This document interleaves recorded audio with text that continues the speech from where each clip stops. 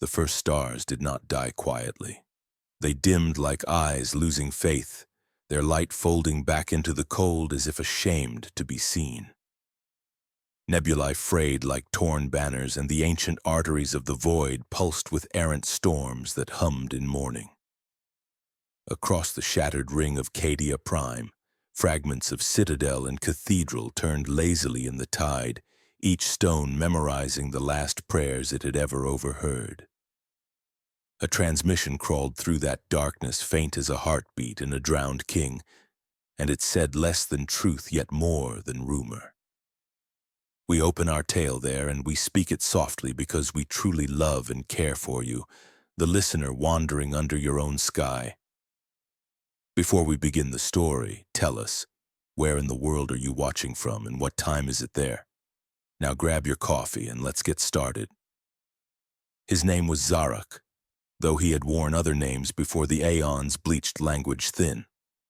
Immortality had lacquered his memories until they reflected each other.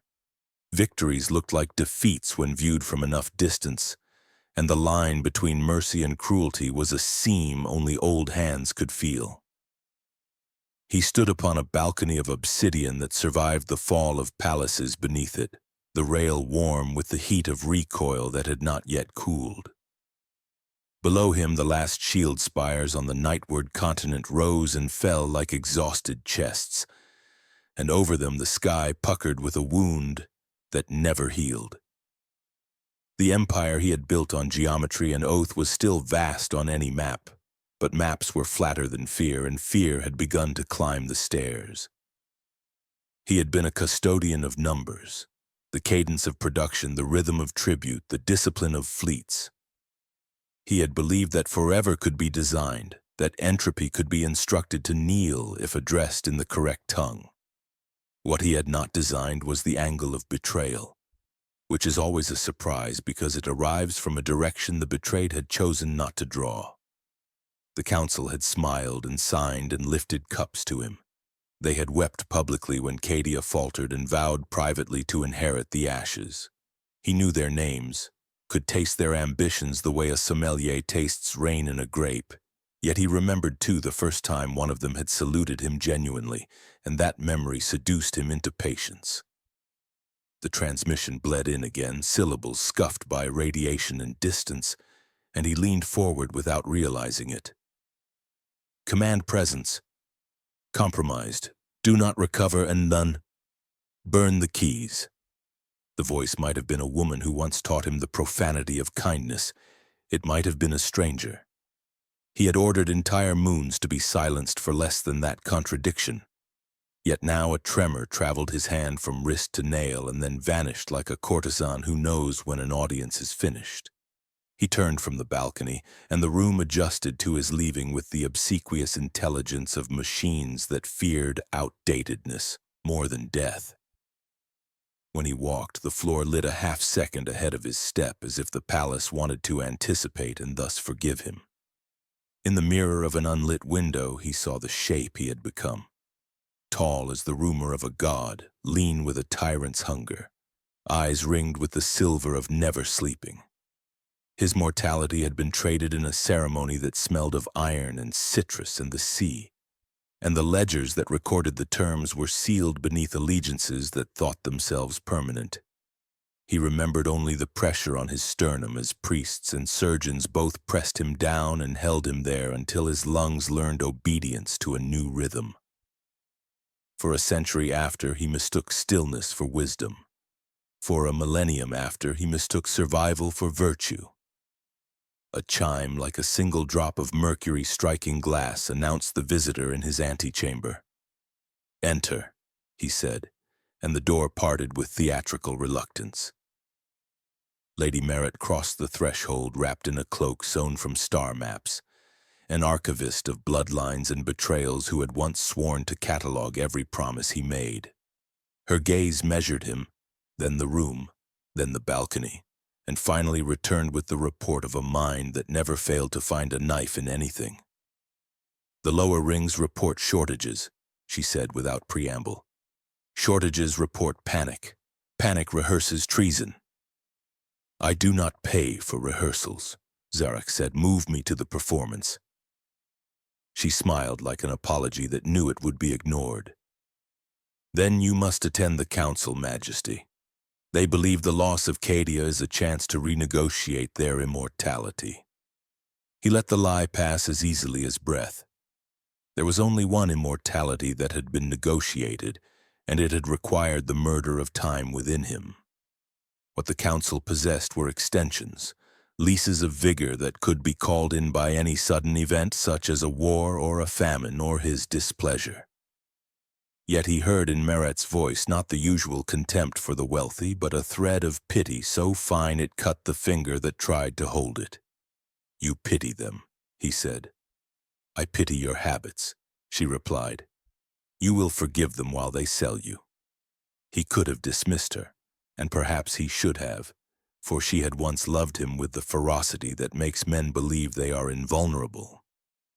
That love had calcified into expertise, which is more dangerous because it cannot be seduced back into innocence. Walk with me, he ordered, and together they crossed the hall, whose ceiling displayed a painted firmament more accurate than the sky outside. The council chamber had been carved into the mountain long before his empire learned to name itself. Its doors were taller than sanity, and heavier than the guilt of conquerors. As Zarak entered, conversation thinned, then condensed into a silence that misrepresented respect. 12 counselors, clothed in various degrees of embarrassment, rose. The 13th was absent, and absence is a confession that the honest use when they plan to be dishonest later. Majesty, began First Orator Karen, whose voice always sounded like the last cup of a long feast. We grieve with you the severance of Cadia. We propose an emergency compact. We will assume provisional control of supply and levy while your august attention remains on the strategic front. You propose to inherit the organs while I fight for the skin, Zarak said. Supply is loyalty written in numbers. Levy is loyalty written in sons. Then by your own logic, said Councillor Zhao, who collected ironies as some collect coins, surely you wish loyalty distributed lest it die of certainty. Lady Meret's glance touched Zarak's sleeve. It felt like the brief contact of rain with a blade. He did not invite her to speak. He addressed the chamber instead, and his voice was soft because softness is a kindness and a weapon both. When I crossed the deep and came up the other side of dying, I was told that I could keep one thing. I chose memory. I did not choose it well. I remember the day each of you pledged to me, and I remember the day each of you began to unpledge yourselves. These days are never far apart. Karen spread his hands in a theater of sorrow. We are practical men and women, Majesty. The Empire is a steeple balanced on a whisper. Cadia was a buttress. We must brace or fall. Brace, Zarak said, but do not barter. They bartered anyway, with language that wore uniforms and perfumes. Motions were made and unmade. A committee proposed a study, and the study proposed a delay, and the delay proposed a famine. Zarak watched, and while he watched, he thought of a man he had once been before he had learned to survive everything. That man had believed that the first betrayal hurts the most. The truth is that the first betrayal teaches one how to stand still while it happens again. An officer entered, armor lacquered with the soot of fresh emergency, and bowed until the floor accepted his apology. Majesty. Confirmation. Cadia's core has collapsed into the wound. The transmission was genuine. We recovered a key fragment. It bears your seal.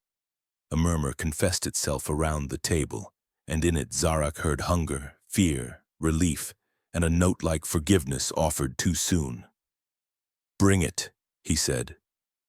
The officer approached holding a capsule warm even through its insulation, the kind of warmth that suggests a thing has recently decided its own fate.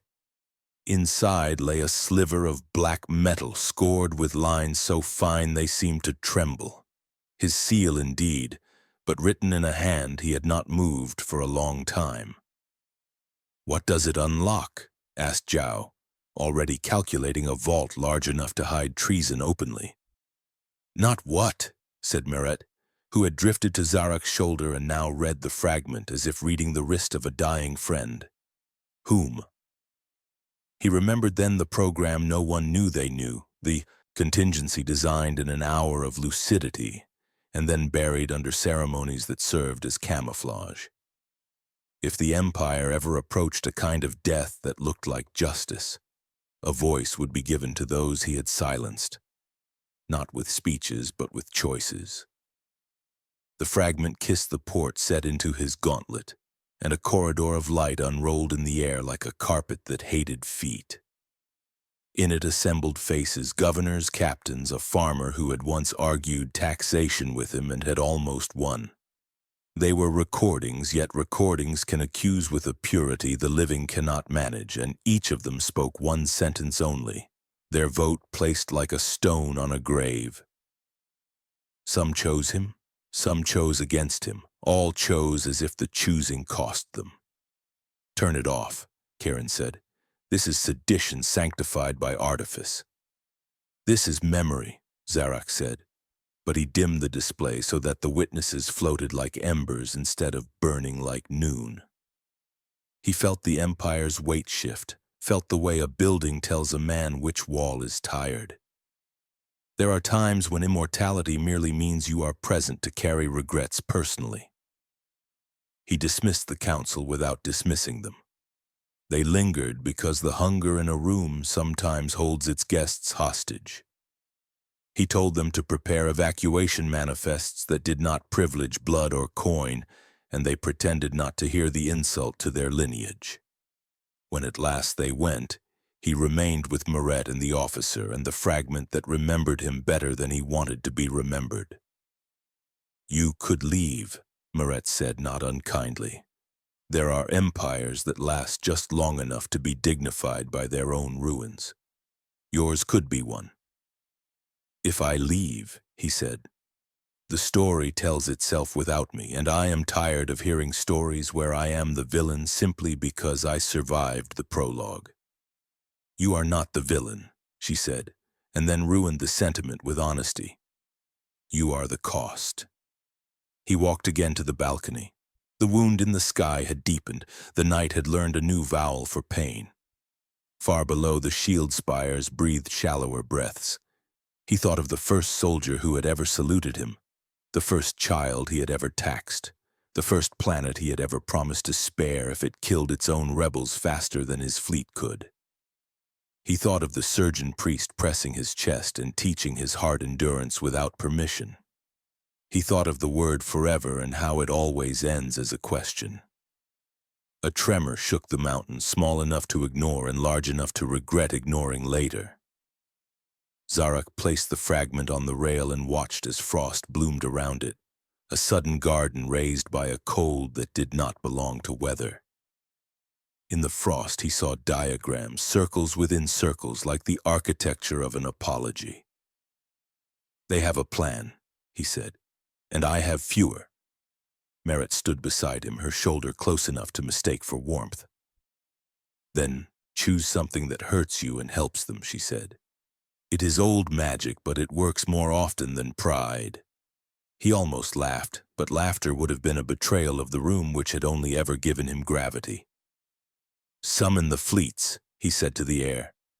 Close the outer tithes, suspend the inner. Send grain to the rings and weapons to the faithless, and send my apology to no one, because apology is merely the present begging the past to adjust its invoice.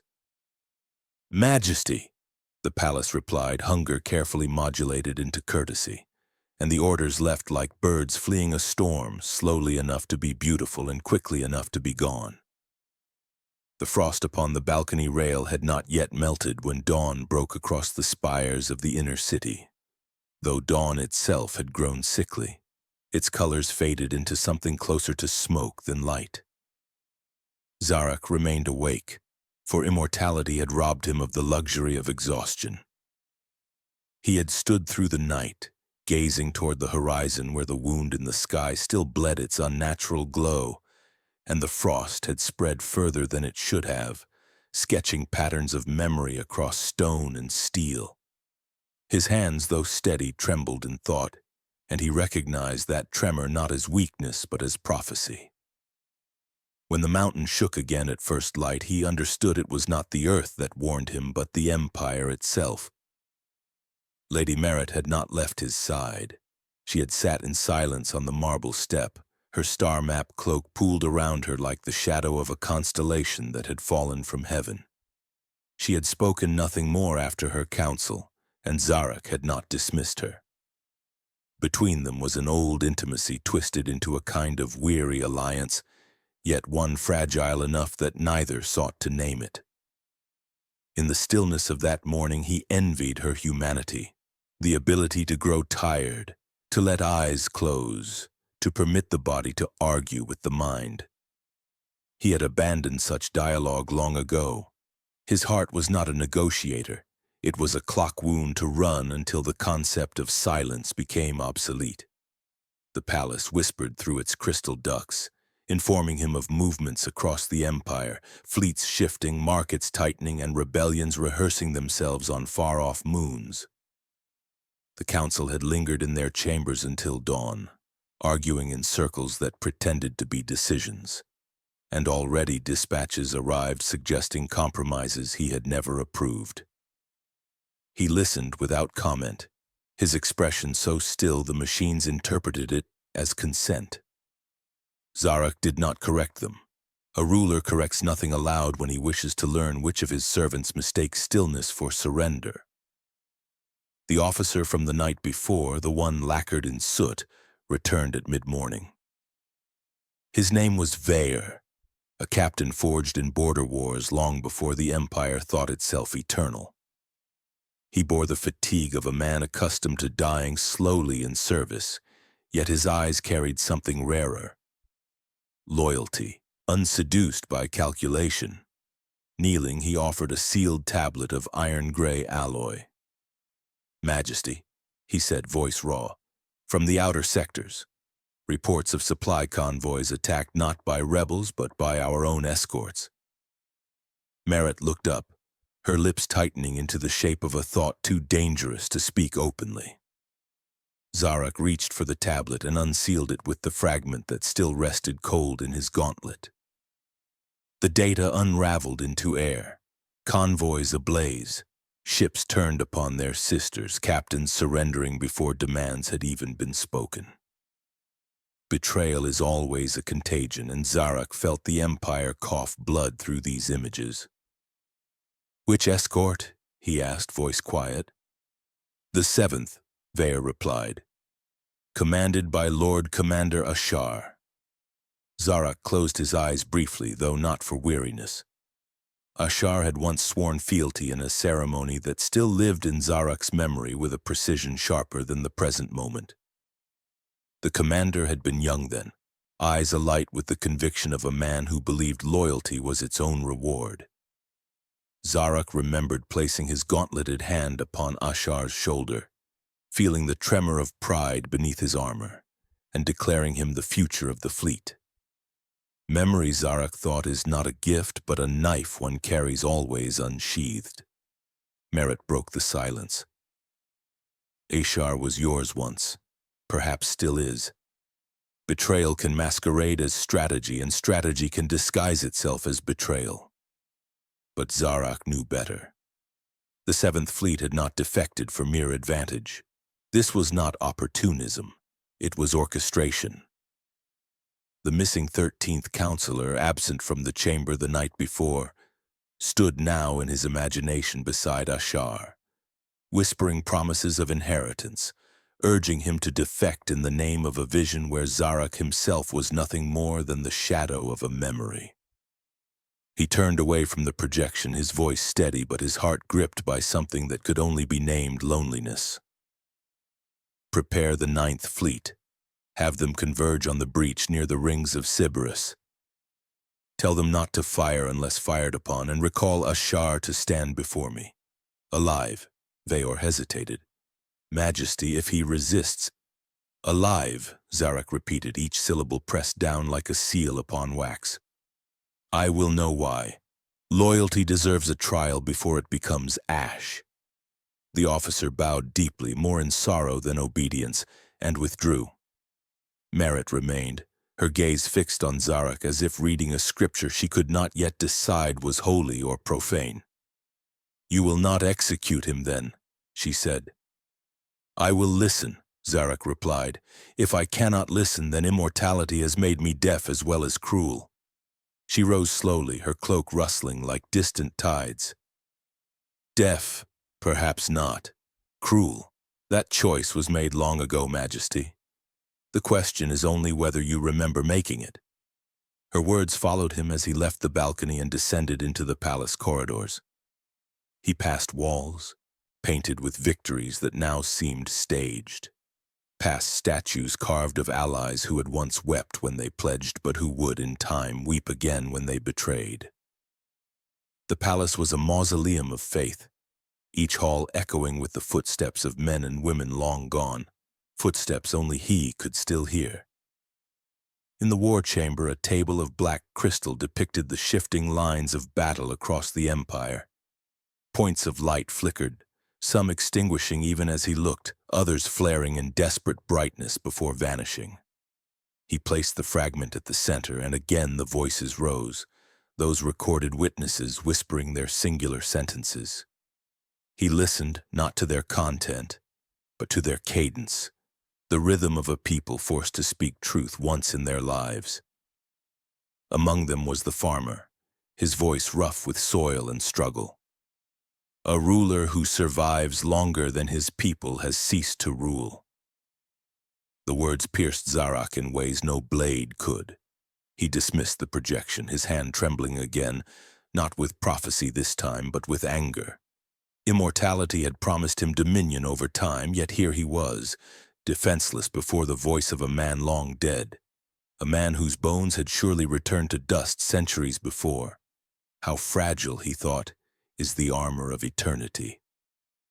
Night approached again, though the empire no longer measured nights and days cleanly. Shadows lengthened across the crystal table and reports poured in faster. Uprisings on the fringe colonies, councils declaring autonomy, whispers that Zarak himself had grown weakened by age and despair. Lies travel faster than fleets, and he knew already that his empire would fracture not through force of arms, but through the erosion of faith. Merit entered the chamber once more, her face pale with the fatigue she refused to admit. "The council disperses tonight under guard," she said. "But not all of them will leave the mountain. I overheard Zhao sending a sealed envoy to the eastern gates." Zarak looked to her, and for a moment he was not emperor nor immortal nor even sovereign of his own despair. He was a man, alone, surrounded by those who believed eternity had no end. "If Zhao is sending envoys," he said, "then betrayal has ceased to be rehearsal. The performance begins." Meret's voice softened, though her words were iron. "You asked once why I remained beside you after all these years. This is why. Not for loyalty, not for forgiveness, but because when the world begins to burn, someone must remember who lit the fire."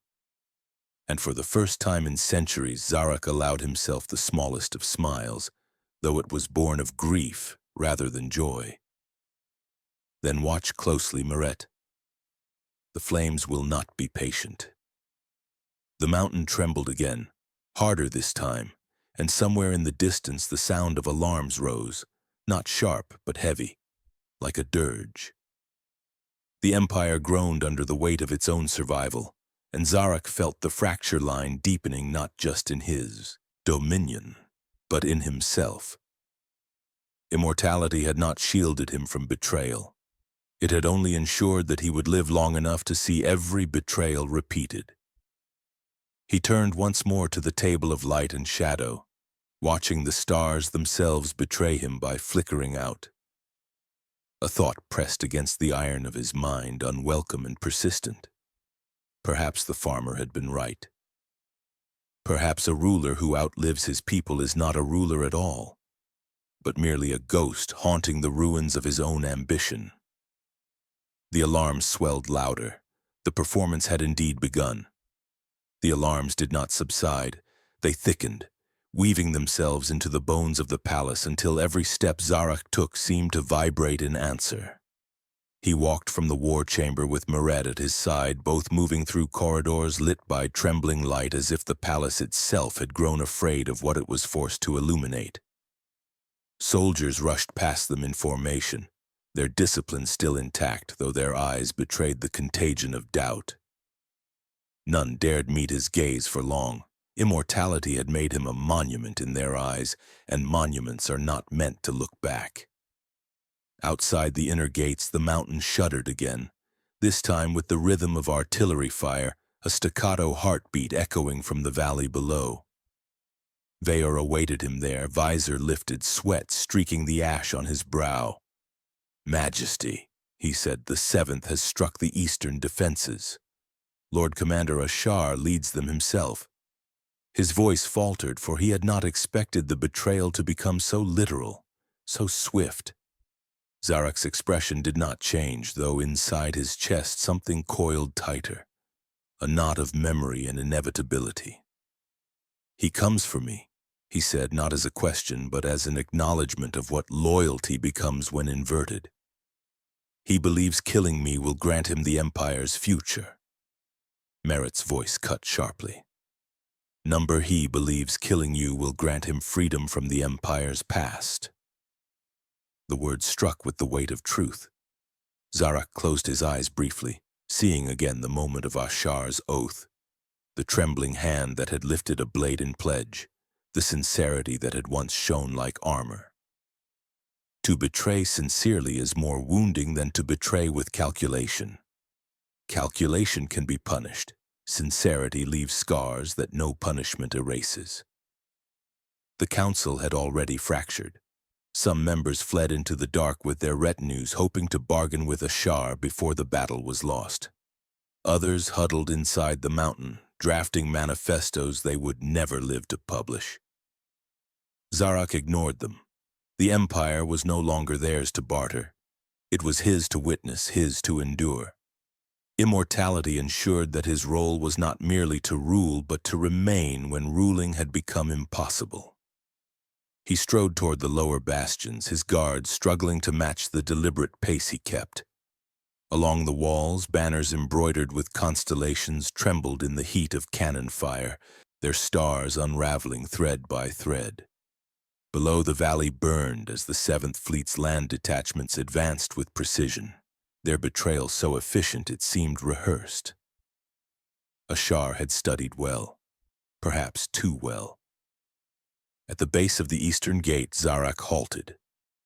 The gates themselves, forged of alloys mixed with the marrow of extinct beasts, had withstood sieges before, but now they groaned as if uncertain whether loyalty lay with the Empire or with the void. He placed his palm upon the cold surface, and for a moment he swore he felt the pulse of the mountain itself, not mechanical, not natural, but something older. An echo of all those who had died to hold these walls.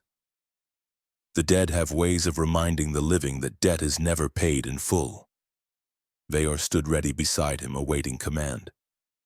"Do we fire upon them, Majesty?" "Not yet," Zarak said. "To fire now is to admit there is no language left but fire." Meret's eyes narrowed. "And if there is no other language?" "Then we will speak it last," Zarak answered. The outer defenses cracked under another wave of artillery. Dust rained from the ceiling above, coating them in a fine veil of history disintegrated. Zarak turned, his voice carrying across the assembled guards. "When you swore to me, you did not swear to my survival. You swore to the Empire, remember that. If I fall, do not barter with Ashar. Do not crown him. Let the Empire burn before you give it to treason." A murmur of assent rippled, uneven and uncertain, but present nonetheless. He knew it was not loyalty alone that bound them. It was fear of what immortality looked like when angered. Yet he also knew fear was not enough to sustain a civilization. Only faith could do that, and faith had been bleeding away for centuries. The first breach came as the gates trembled inward, a thunderous groan followed by the screech of rending metal. Asher's vanguard poured through, their armor painted in the colors of the empire they claimed still to serve, though their blades had already renounced it. At their head came Ashar himself, helm removed, his face bared as if to prove his defiance was no mask but conviction. His eyes sought Zarak immediately, not with hatred but with a kind of sorrow, as if both knew this confrontation had been written long before either was born. "Majesty," Ashar called across the chaos, his voice carrying like a sermon. "The Empire is not dying because of betrayal. It is dying because it has lived too long under chains of memory. Release it. Release yourself." Zarak stepped forward, unarmed, his presence alone halting even the clash around him for a heartbeat. "You mistake endurance for chains," he said. "What you call memory is the only shield we possess against oblivion. Without it, you inherit not freedom but nothingness." Ashar shook his head, sorrow darkening into resolve. "You cannot understand, Majesty. You do not die. We do. Every battle, every famine, every broken world, we die, and you remain. You stand above graves so numerous you no longer see them. That is not rule, that is haunting." The words landed heavier than any blade. Zarak felt Moret's gaze burn at his side, felt Veyer's silence weighing behind him, and in that silence he understood that Ashar spoke not only for himself, but for all those whose mortality had grown unbearable beside his endless endurance. The clash resumed. Steel rang, blood spilled, the mountain quaked beneath artillery. Zarak did not move at first, standing amidst it all like a relic refusing to admit time's erosion. But when Ashar advanced, blade raised, Zarak's hand at last found the hilt of the weapon he had not drawn in centuries. It whispered as it left the scabbard, a sound both mournful and hungry, as if the blade itself remembered its purpose too well. Their duel began not as a contest of skill, but of memory. Every strike carried echoes of old campaigns fought side by side, every parry a recollection of shared victories now turned to ashes. Ashar fought with the fervor of mortality, desperate, fierce, unwilling to waste a single breath. Zarak fought with the patience of eternity, every movement measured, deliberate, inevitable. Sparks lit the air, painting constellations in brief flares that mocked the dying stars above. Around them the battle blurred into irrelevance. Soldiers watched, unwilling to interfere, as though knowing that the outcome of empire rested not on numbers but on this single confrontation.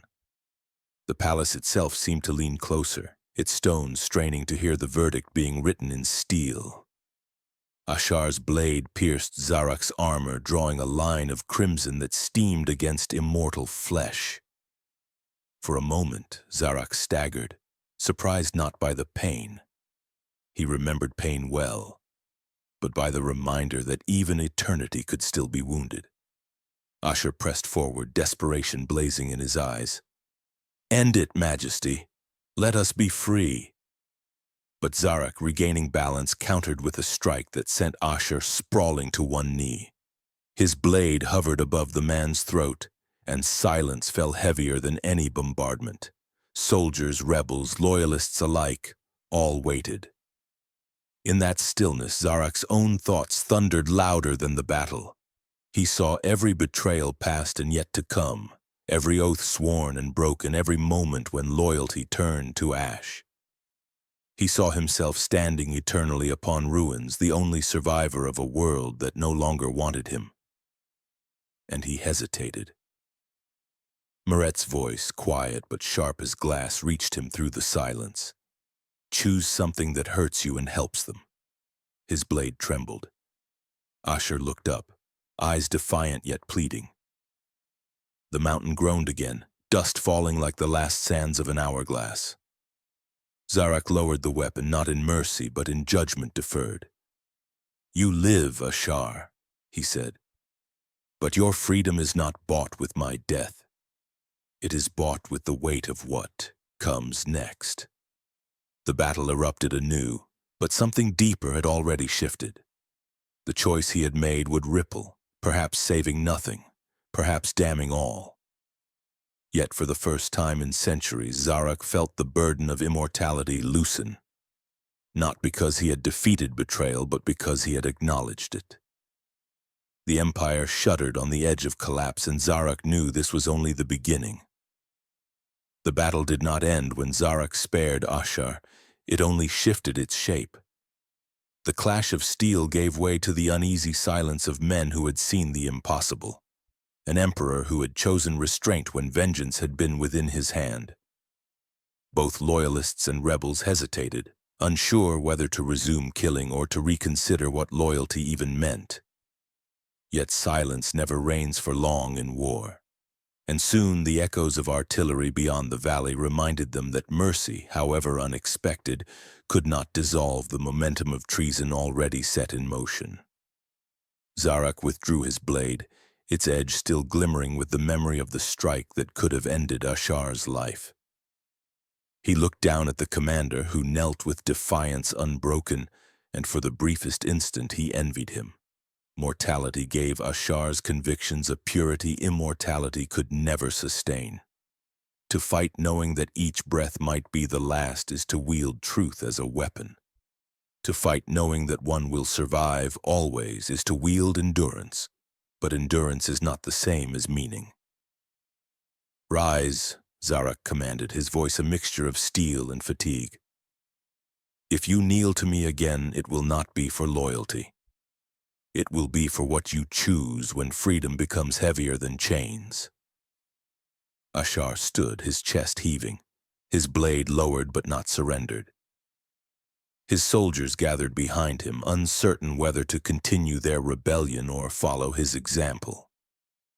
Some sheathed their weapons slowly, unwilling to look at their emperor. Others clutched them tighter, as if to compensate for the hesitation of their leader. Merit stepped forward, her cloak brushing against ash and shattered stone. "Majesty," she murmured, her tone sharp enough for all to hear. "The mercy you have shown will be read as weakness before the council. Already they fracture like glass under a hammer. If you do not seize this moment, they will seize it for you." Zarak's gaze remained fixed on Ashar. "Let them seize what they believe they can hold. A council cannot carry an empire, it can only administer its decay." Ashar's eyes narrowed, his voice rough with conviction. "Then why preserve it at all? Let it fall. End the cycle. You have lived long enough to know what we feel each day, that the empire is not salvation but a cage." Zarak's reply came slowly, heavy with the weight of centuries. "Because I am bound to it, not by choice, not even by love, but by the simple fact that I cannot die. What I cannot abandon, I must endure. And if endurance is all I can offer, then perhaps endurance is enough." The words silenced the crowd, but silence is fragile. From the broken walls above, another voice echoed down, hoarse, mocking, and familiar. Counselor Zhao stepped forward, flanked by armed retainers whose armor bore no insignia but treachery itself. "Enough rhetoric, Majesty," he sneered. "You speak of endurance, yet you endure only yourself. The Empire has bled for you long enough. Ashar's rebellion is proof that even your most loyal turned from you. The Council has decided." Merit's hand moved toward her blade, but Zarak lifted his own in quiet restraint. "And what has the Council decided, Zhao? To replace me with a traitor? To barter eternity for crumbs of inheritance?" Zhao's smile spread thin as a knife. "No, Majesty, to end you. You are not eternal. You are a parasite feeding on the centuries. We will cut you out, and perhaps at last, time will be allowed to heal." A murmur rippled through the assembled soldiers, both loyalist and rebel. Betrayal spoken so openly was no longer an act of strategy, but a declaration of war against the very concept of their emperor. Aesir himself turned sharply toward Zhao, surprise flickering across his face. Whatever he had envisioned in his defiance, it had not been assassination under the guise of justice. The retainers moved forward, blades drawn, their intent unmistakable. The mountain shuddered again, as if the earth itself recoiled from what was about to unfold. Zarak did not move. His eyes, cold and unblinking, watched Zhao with the detachment of a man who had seen countless betrayals and catalogued them all. "You speak of cutting me out," he said, voice low but carrying across the battlefield. "Then come and try. But know this, immortality does not fear knives, it fears memory, and memory will not absolve you." The first of Zhao's men lunged, and the clash resumed, sudden and violent. Loyalists rallied, rebels faltered, confusion tore through the valley like a storm. Ashar's soldiers turned uncertainly, torn between following their commander's earlier rebellion and resisting a counselor whose ambition threatened to dishonor them all. Ashar himself hesitated only a moment before raising his blade, not at Zarak, but at Zhao's retainers. The sight was enough. Battle lines dissolved, loyalty splintered further, and the mountain's defenses collapsed into chaos.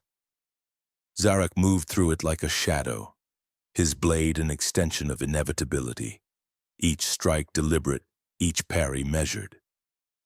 He did not fight to kill. He fought to remind, to impose upon the living the truth that empires were not won or lost by council decrees, but by the resolve of those willing to endure them. When the dust settled, Zhao lay on the stones, his blood a dark pool spreading toward the cracks of the mountain floor. His retainers scattered, some cut down, others fleeing into the dark where shadows offered no sanctuary. Ashar stood nearby, his armor scored and smoking, his eyes locked on Zarak with something between reverence and dread. "You should have killed me," Ashar said, voice raw. "By sparing me, you've bound me tighter than chains ever could." Zarak lowered his blade, breathing steady despite the carnage around him. "Then carry that weight, Ashar. Carry it until it crushes you or redeems you. Either outcome serves the Empire better than your rebellion."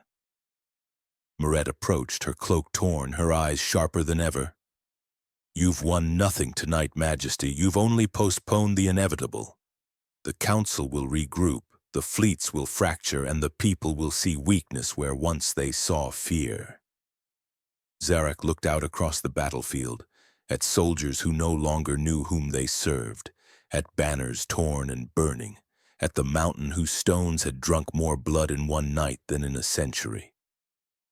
"Perhaps," he said, "or perhaps weakness is the first step toward truth. Fear has held them long enough.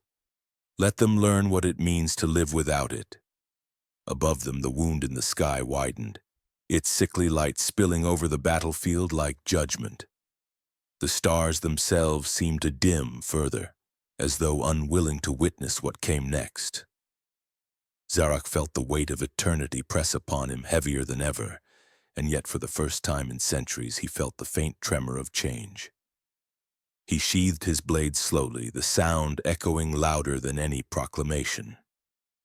Around him, the silence of soldiers hung thick, filled with questions none dared voice. The Empire had not been saved tonight. It had only been reminded that survival was not the same as victory. As the winds swept through the valley, carrying ash and whispers into the dark, Zarak knew the next betrayal was already taking root. It always did. The battlefield lay in ruin, littered with the wreckage of loyalty and treachery alike. Smoke drifted upward in long, twisting columns, joining the poisoned light of the wound in the sky, until the heavens themselves seemed to grieve. The silence that followed the slaughter was not peace. It was paralysis, as though the Empire itself held its breath to see what would happen next. Soldiers gathered in scattered ranks, some kneeling to tend to wounds, others staring blankly at their own bloodied hands, uncertain whether they had fought for rebellion or for loyalty. Zarak stood at the center of it all, his blade now sheathed, but his presence heavier than iron. Around him the air hummed faintly as though immortality itself radiated from his flesh, repelling exhaustion even as grief pressed in. He gazed across the valley where Zhao's body had fallen, the pool of blood already blackened by frost that spread outward in delicate patterns. The frost disturbed him more than the death. It whispered of forces older than betrayal, forces that had begun to seep back into the cracks of the empire. Ashar lingered nearby, his armor scored and smoke still rising from rents in the plates. He had not fled, nor had he surrendered. He stood as though tethered by invisible chains, bound to Zarak by the decision that had spared his life. Their eyes met briefly, and in Ashar's gaze Zarak saw no gratitude, only the torment of a man caught between freedom and obligation. That torment, he realized, was a mirror of his own. Marette approached from the rubble, her cloak torn and darkened with soot. She carried herself with the composure of one who has endured too many revelations in too short a span. "Majesty," she said, her voice quiet but unyielding. "The council will not recover from this fracture. With Zhao dead, the others will scatter like rats from drowning stone. Some will run to Ashar, others to shadows we cannot yet name. If you do not act now, the empire will splinter before dawn." Zarak studied her carefully. Her eyes held no fear, only calculation honed into something almost merciful. "And what would you have me do?" he asked. "Crush the council completely? Crown Ashar as heir to prove loyalty can survive mercy? Or dissolve the empire and let the fragments decide their own fate?" Her lips curved faintly, not in a smile but in something harsher. "I would have you choose, Majesty. Indecision has already bled half our strength. The wound in the sky widens, the fleets rebel, the people starve. You may be eternal, but eternity means nothing if all around you is ashes." The truth of her words cut deeper than any blade. Zarak felt the weight of centuries pressing down, memories of choices deferred, betrayals tolerated, ambitions postponed until they grew poisonous. He turned back to the soldiers gathered in the valley. Their eyes were on him, waiting, not for orders, but for direction. They needed to believe that endurance still had meaning. He raised his voice, letting it roll across the ruins with the steadiness of stone. "This night has shown us what betrayal looks like when it wears familiar faces.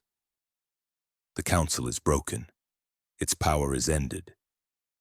From this moment, the empire answers only to the voice of survival. Those who remain loyal will be provisioned. Those who defy will be remembered, and memory will be their punishment." The soldiers responded with a murmur that grew into a chant, not born of passion but of relief. They needed certainty, even if it was cruel. In their chant, Zarak felt the empire steady, if only for a moment, like a crumbling wall braced with desperate hands. Ashar stepped forward, his blade still lowered but his voice steady. "If you end the council, Majesty, then you have made yourself not emperor but tyrant. Will you carry that openly?" Zarak looked at him, and the silence between them stretched taut. "A tyrant rules for himself. I endure for them. If they cannot tell the difference, then perhaps it no longer matters." Marette's eyes flicked between them, her mind measuring futures faster than words could. She saw in Zarak's declaration both doom and necessity. Tyrant or savior, such titles mattered little now. What mattered was whether the empire would survive the next dawn.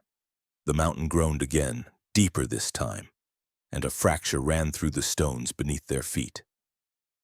Soldiers shifted uneasily as the ground trembled, and the wound in the sky pulsed as though answering.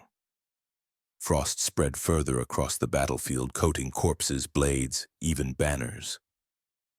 Zarak knelt briefly, touching the frozen edge of Zhao's blood. The frost burned his skin, though he did not flinch. He recognized it now, not natural, not born of climate, but of something stirring beyond the veil of the void. He rose slowly, his gaze fixed on the widening wound above. "The Empire is not only dying from within," he said quietly, though all around him heard. "Something older than rebellion is waking." Merritt's breath caught. Then the betrayals were only preludes. Zarak nodded, his expression hardening. "Yes, and preludes demand symphonies." He turned to Veor, who stood bloodied yet unbroken among the guard. "Send word to the 9th Fleet, recall all outer detachments, seal the mountain against the void, and prepare the rites, every archive, every sealed vault. If what comes is what I fear, memory will be our only weapon." Veor saluted, his voice hoarse. "At once, Majesty." Aesher's voice cut in, sharp as steel. "And what of me? Am I prisoner, or am I ally?" Zarak regarded him long, the weight of eternity pressing behind his gaze. "You are neither. You are debt, and debts are not forgotten." Aesher flinched as if struck, though no blade touched him. Yet he bowed his head, not in loyalty but in resignation. He understood now that his rebellion had bound him more tightly to Zarak than obedience ever could. The night deepened, the wound above casting its sickly glow across the ruined valley. Soldiers prepared defenses, though all knew that walls of stone meant little against forces older than history. The frost spread faster, creeping into cracks, whispering of shapes unseen. Zarak stood at the heart of it all, immortal yet not unscarred, ruler yet not unbroken. Around him betrayal still smoldered, but beyond betrayal something darker stirred. He felt it watching, patient and hungry, waiting for the Empire to fracture fully before it claimed the pieces. For the first time in centuries, Zarak admitted to himself a truth he had long buried. Immortality was not dominion, it was witness, and he would be forced to witness everything: betrayal, ruin, and the rising of horrors too ancient for memory. The silence of the valley thickened as the frost crept onward, and Zarak spoke softly, though every ear strained to hear. "The Empire falls, but what rises after may make us envy its fall." And the wound in the sky widened again, answering not with sound but with hunger. The frost spread like a silent army, creeping into the cracks of the valley and threading its veins through stone and steel. What began as a sheen across corpses had grown into jagged patterns that climbed walls and coiled around weapons, as though the battlefield itself were being claimed by something indifferent to victory or defeat. Soldiers whispered uneasily, pointing skyward where the wound pulsed brighter, casting the land in hues that mocked the natural light of dawn. It was neither night nor day, but an eternal twilight, and under that half-light men's courage rotted quickly. Zarak stood unmoving at the center of the ruin, his gaze locked on the heavens. His immortality had carried him through centuries of betrayal and empire, but the sight above awakened something he had not felt since his first breath under eternity. Uncertainty. He remembered rituals, half-forgotten words spoken by priests who had knelt before powers older than gods, powers he had dismissed as myth once he himself had conquered time. Yet here in the bleeding of the sky, myth felt less like story and more like a debt being collected. Marette stepped close, her cloak stiff with frost. Her voice was steady, though beneath it lay an unease she could not mask. "Majesty, the frost is no weather. It is influence. The wound widens not because of war, but because something pushes through." Zarak inclined his head slightly. "I know. It is older than the Empire, older even than the oaths we swore to time. It remembers us, though we have long forgotten it." Ashar, still standing among his battered rebels, looked from Zarak to the sky with a soldier's blunt suspicion. "If this is another of your secrets, Majesty, reveal it now. We have no space for riddles while the world freezes beneath our feet." Zarak turned, his gaze heavy upon him. Secrets are not mine to reveal. They are theirs to reclaim. You mistake eternity for ownership, Ashar. I do not own time, I only carry it. And now time wants itself back. The soldiers shifted restlessly. Some began to break ranks, retreating toward the inner mountain gates, muttering prayers to gods that had never answered. Others fell to their knees in silence, as if surrendering early to whatever emerged from the wound above. Veer barked orders, his voice harsh enough to hold their discipline for now, though even he could not hide the tremor in his command. The frost thickened, and with it came sound, not thunder, not wind, but a low resonance that vibrated in the bones, an echo of voices layered together, speaking words too old to be understood. The air itself seemed to bend, and men clutched their ears, though the noise was not heard but felt. Marette's hand went to her blade, though she knew steel meant nothing against what stirred. "Majesty," she said, her tone sharp as the crack of ice. "You faced betrayals, but this is no rebellion. This is invasion from beyond memory. What will you do?" Zarak closed his eyes just for a moment. He thought of all the betrayals he had endured, of every oath broken, of every fragment of loyalty, lost to ambition. He thought of Zhao's lifeless face, Ashar's blade trembling with conviction, the farmer's voice preserved in the fragment declaring that rulers who outlive their people cease to rule at all. And now, beneath the wound in the sky, he realized the truth. His immortality had not been gift or punishment alone. It had been preparation. He had been kept alive to face what mortals could not survive. When he opened his eyes again, they burned with the cold light of resolve. "We hold," he said. "We hold the mountain, we hold the memory, and we hold ourselves. Whatever comes, it will not inherit us easily." Ashar's laugh was bitter, cracked. "We? You speak as though mortality binds you as it binds us. You can afford to endure, Majesty." "We cannot." Zarak's reply was low, almost mournful. "Then die if you must. But die remembered. That is the only immortality mortals possess."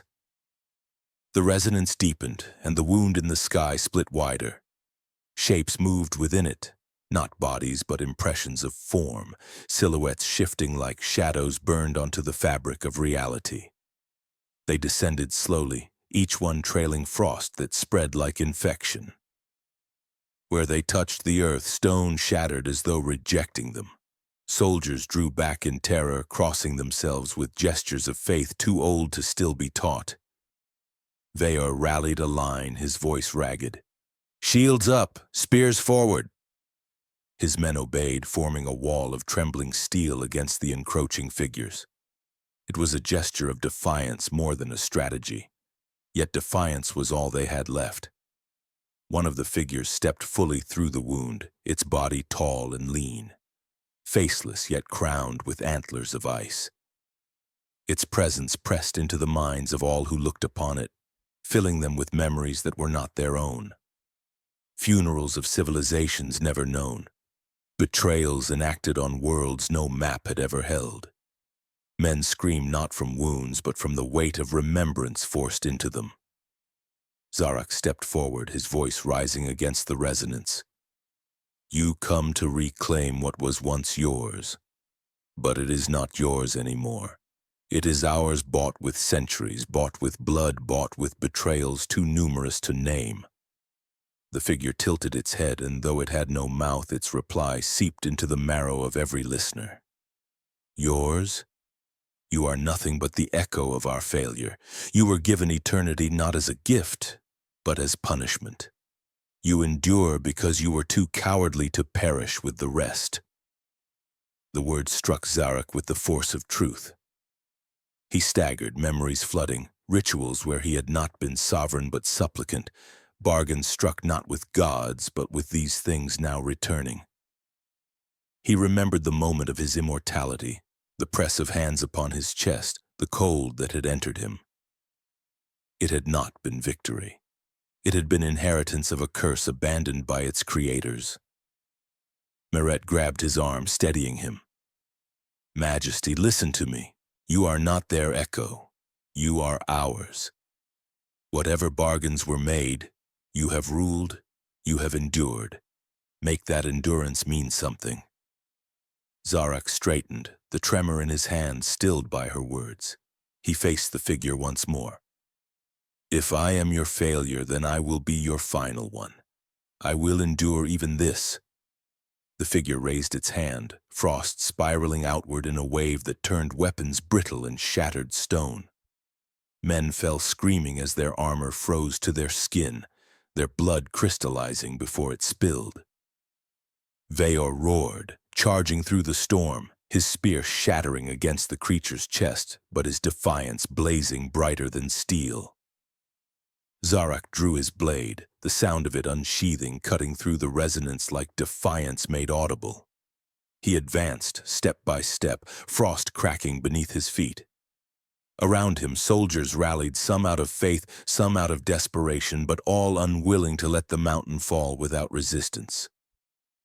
Asher moved beside him, no longer rebel nor traitor, but soldier once more, his blade lifted against the impossible. The battle began not as war, but as confrontation with inevitability. Each strike against the figures was a refusal, each death a declaration that the living would not surrender their memory easily. Zarak's blade found the antlered creature, sparks of cold fire bursting from the clash. The wound above pulsed wider, spilling more shapes, more echoes of ancient failure. As the clash thundered across the valley, Zarak understood that this was no longer about empire or rebellion.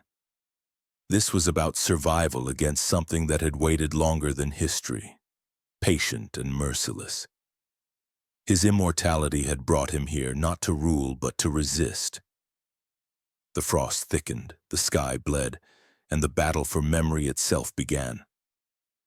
The mountain quaked beneath the weight of battle, its ancient foundations splitting as the frost spread deeper into its veins.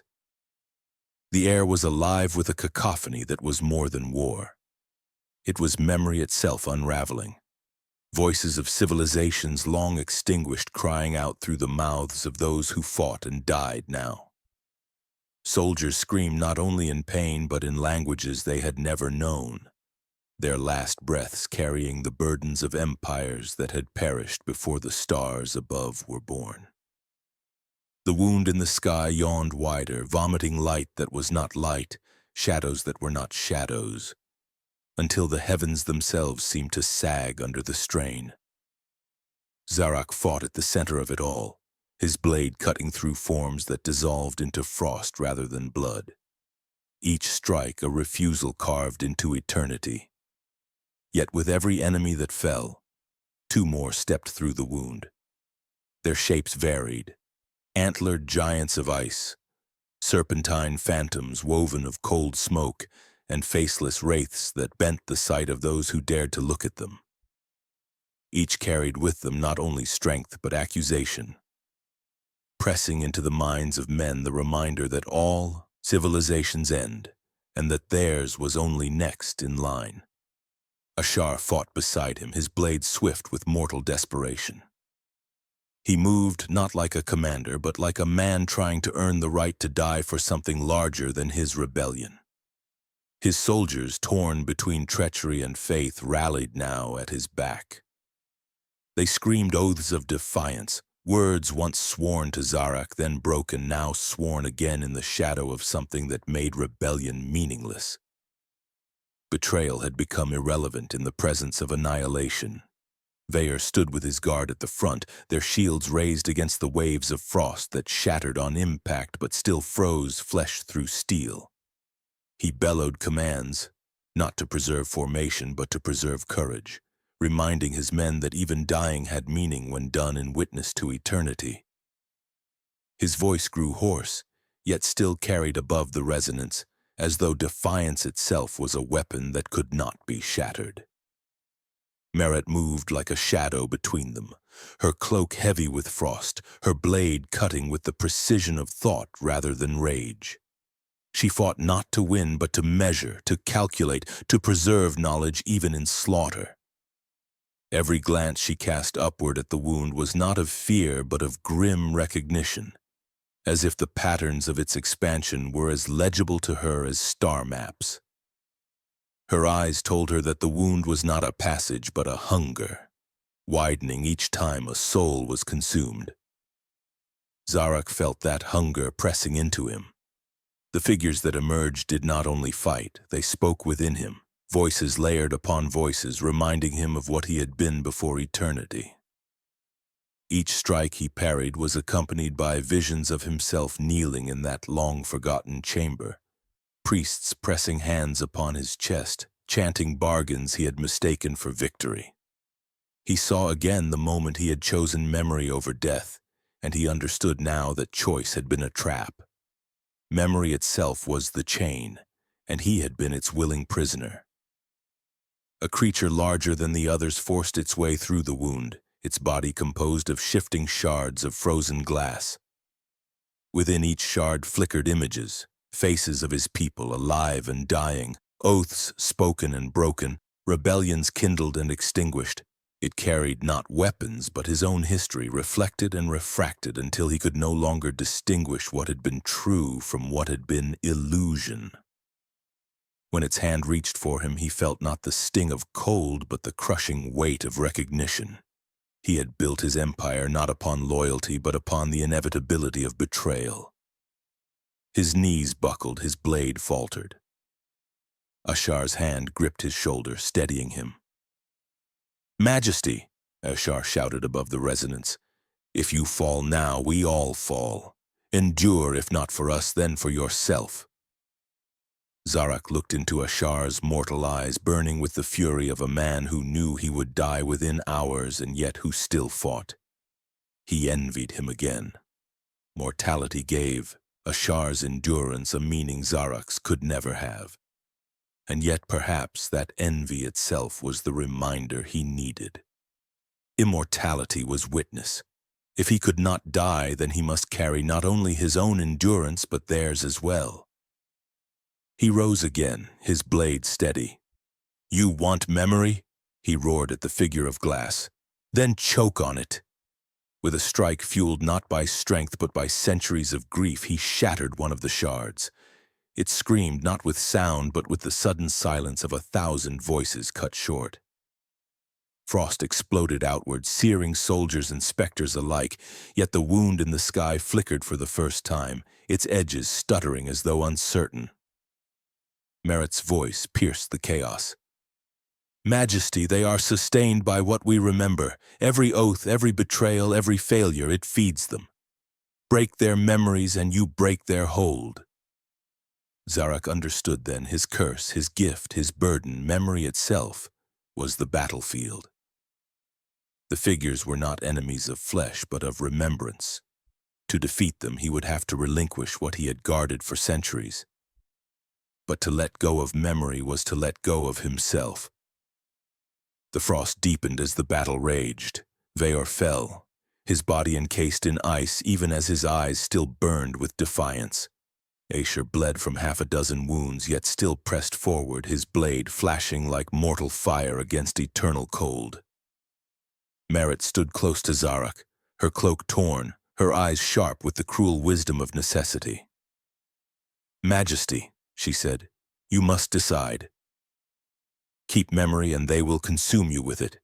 Release it and perhaps they weaken, but what will you be without it?" The choice tore at him. His immortality had been defined by memory. Without it, he would endure as nothing, a shell, an empty eternity. Yet around him his empire collapsed, his soldiers screamed, his people died, and all their memories fed the hunger above. He felt the weight of centuries pressing, demanding, pleading. He raised his blade again, frost climbing its hilt, his own hand burning with the cold. His voice thundered across the battlefield. "I am Zarak. I am memory. And if memory is a weapon, then let it cut both ways." He plunged the blade into the ground, and with it he released, not all, but part. The battlefield shook as fragments of his memory poured outward in shards of light and shadow. The first soldier's oath, The first betrayal, the first conquest, the first mercy. The figures reeled, their forms flickering, as if drunk on the sudden glut. The wound in the sky spasmed, widening with hunger, yet also faltering with excess. Men collapsed, stunned by the visions that struck them, memories not their own searing their minds. Some screamed, some laughed hysterically. Others rose, renewed, wielding borrowed fragments of his memory as if they had lived them themselves. Ishar's blade blazed with the light of centuries he had never known, and with it he struck one of the wraiths, clean through, its form dissolving into dust. The tide shifted, but only for a moment. Zarak staggered, weakened by the release. His mind, once endless, now felt hollowed, parts of himself gone forever. He saw Merit watching him, her eyes wide with something like pity, something like horror. "You've given them your life," she whispered. "No," Zarak replied, his voice barely audible above the chaos. "I've given them my death." The wound in the sky pulsed again as if in anger, and more figures pressed against its edges. The battle was far from over. But for the first time since eternity had claimed him, Zarak felt himself moving toward an ending. And in that ending, perhaps, lay the meaning he had sought for centuries. The battlefield writhed with contradiction, triumph and despair interwoven so tightly that no soldier could tell which held the upper hand. The frost creatures faltered under the sudden burden of Zarak's unleashed memories, their forms stuttering like broken reflections. Yet the wound in the sky widened further, vomiting forth torrents of light that corroded reality itself. What should have been a victory was instead an acceleration, as if his sacrifice had fed the hunger rather than starved it. Zarak swayed where he stood, his immortal frame suddenly frail beneath the enormity of what he had relinquished. Centuries that had once filled him now bled away in shards scattered among his soldiers, leaving gaps in his mind like wounds that would never scar. He could no longer remember the faces of his first children, the sound of his empire's founding hymn, or the name of the woman who had once taught him kindness. These losses struck harder than any blade, yet around him his army roared as if reborn, wielding fragments of his own memory as shields against annihilation. Ishar pressed forward, eyes burning with borrowed centuries. Each strike he dealt carried weight beyond his mortal life, infused with recollections of victories he had never lived. He cut down wraiths with the precision of a man guided by ghosts, and his soldiers followed, their blades glowing faintly with the fragments they carried. For the first time in their lives, they fought not as men bound by mortality, but as vessels of eternity. But Zarak saw the danger even as the tide shifted. The wound above pulsed greedily, sensing the chaos he had unleashed. Every memory torn from him and poured into mortals became both weapon and sustenance for the hunger beyond. Already the antlered giant he had struck down began to reform within the wound, its body stitched together not from frost but from the very memories his soldiers wielded. What they gained in strength, the enemy multiplied in hunger. Merit, standing close, had seen it too. Her blade dripped frost that hissed upon the ground, her cloak torn to ribbons by the storm of ice and shadow. "Majesty!" she shouted, her voice ragged. "They are feeding on what you've surrendered. Every fragment you give makes them stronger, even as it makes us fight harder. We are burning both ends of the same candle." Zarak's face was pale, his jaw clenched. "I know." The words came not as confession, but as sentence. "This is the cost of what I chose. There is no path forward that does not consume us." Another figure stepped fully through the wound, towering, horned, its body a hollow cage filled with voices that screamed the betrayals of countless ages. Men faltered before it, their blades shaking in their hands as the creature's presence dragged from them their own hidden treacheries. Soldiers dropped to their knees, confessing sins to specters that could not absolve them. One stabbed his comrade, another threw down his weapon and wept. Ashar struck the monster with borrowed fury, yet the blade passed through its hollow form, cutting nothing but his own resolve. Zarak advanced, staggering but unyielding, and raised his weapon once more. He saw the truth clearer now. These beings were not invaders alone, but mirrors, embodiments of memory twisted into punishment. They wore betrayal like flesh, wielded regret as armor. They were, in some sense, himself, multiplied endlessly, a pantheon of all the things he had endured and inflicted. His immortality was their feast. His endurance was their bridge.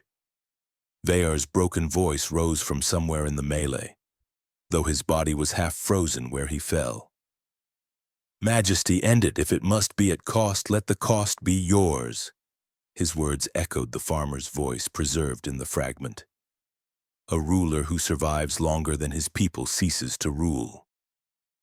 Zarak's heart, long hardened by centuries, trembled with something perilously close to grief. He had endured betrayals, wars, famine, and endless rebellions, but he had never endured the thought that his very survival doomed those he swore to carry.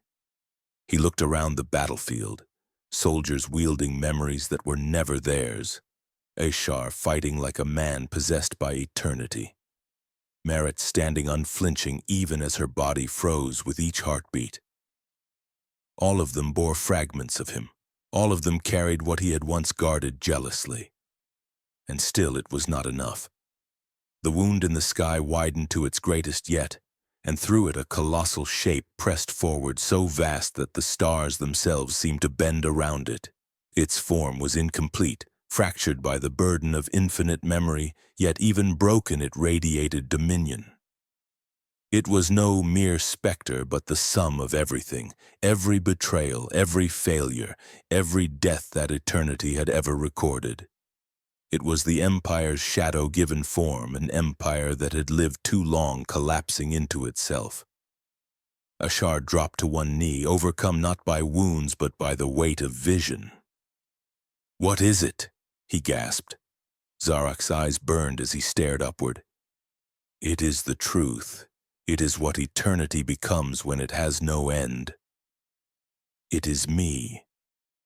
The soldiers recoiled as the giant shadow bent low, its hollow eyes locking on Zarak as though to reclaim what it had once given. The resonance of its voice filled the mountain, shaking stones loose, cracking the frost deeper into the foundations. "You are not ruler. You are record. You are vessel. Return to us, and the burden ends." The offer was temptation disguised as release. Zarak could end it by surrendering himself, by letting eternity collapse back into the wound, dragging his people and his empire with him. His mind reeled under the enormity of it. To resist was to prolong suffering. To surrender was to erase everything. Merit's hand touched his arm, her grip fierce despite her trembling. "Majesty," she said, her voice raw, "you once told me immortality was witness. If that is true, then bear witness to this, not as vessel, not as curse, but as choice. Do not let them take what you still own." Her words cut through the resonance, and for a heartbeat the giant form faltered. Zarak's grip tightened on his blade, the last anchor of himself that remained. He understood now that he could not fight the wound with steel nor with memory alone. He had to fight it with decision, the one thing eternity had always denied him. He lifted the blade high, frost cracking along its length, his body screaming under the cold. His voice thundered across the battlefield, shaking mortals and specters alike. "I am Zarak. I am not your vessel. I am not your failure. I am choice, and my choice is to endure as myself, not as your shadow." The giant roared, its form trembling as the declaration cut into it like fire. Ashar surged forward, wielding his fragment with a cry that shook the valley. Soldiers emboldened raised their weapons, each strike now an echo not of borrowed memory but of present defiance. The frost shattered in places, the resonance faltered, the wound flickered unstable. The battle surged anew, fiercer than before, yet no longer only about survival. It was about meaning. Zarak had chosen, and that choice carried into every blade, every shield, every scream. Betrayal, rebellion, eternity. All of it coiled into this single moment of refusal. The giant bent lower, its shadow stretching across the battlefield, reaching for him. Zarak planted his feet, raised his blade, and prepared to carve the meaning of his choice into the marrow of eternity itself. The wound above quivered as though even hunger could hesitate. The wound in the sky hung wide above the battlefield, trembling as if even its endless hunger had been startled by Zarak's defiance. The colossal shadow that leaned through it pressed lower, its form flickering between clarity and distortion, its voice rumbling with the layered cries of civilizations long devoured. Soldiers cowered, some covering their ears, though the sound was not heard but felt, an intrusion into marrow and memory. Yet amid the terror, the air held a new weight, the weight of Zarak's declaration, a choice that for the first time in centuries belonged to him alone. He stood beneath the looming form, frost climbing his armor, his blade raised high as if to hold back the heavens. The cold gnawed into his immortal flesh, cracking it in places, spilling luminous blood that steamed against the ice. Pain had long been his companion, but now it burned with a new sharpness, not endured but embraced. His voice, though raw, carried across the valley, filling even the hollow places where the enemy's resonance had once drowned all thought.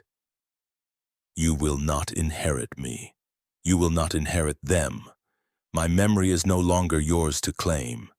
The giant recoiled slightly, its hollow face shifting, its eyes, if they could be called eyes, blazing with anger and hunger mingled. You cannot sever what you are. You were made from us. You are our tether.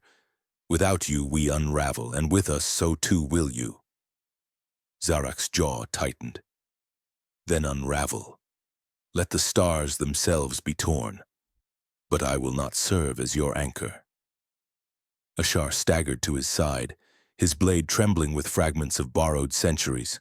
His breath came in ragged bursts, his mortal frame pushed past the edge of endurance, yet his eyes glowed with the fire of a man living not just for himself but for every echo that now surged within him. Majesty, he gasped. If you fall, we cannot hold them.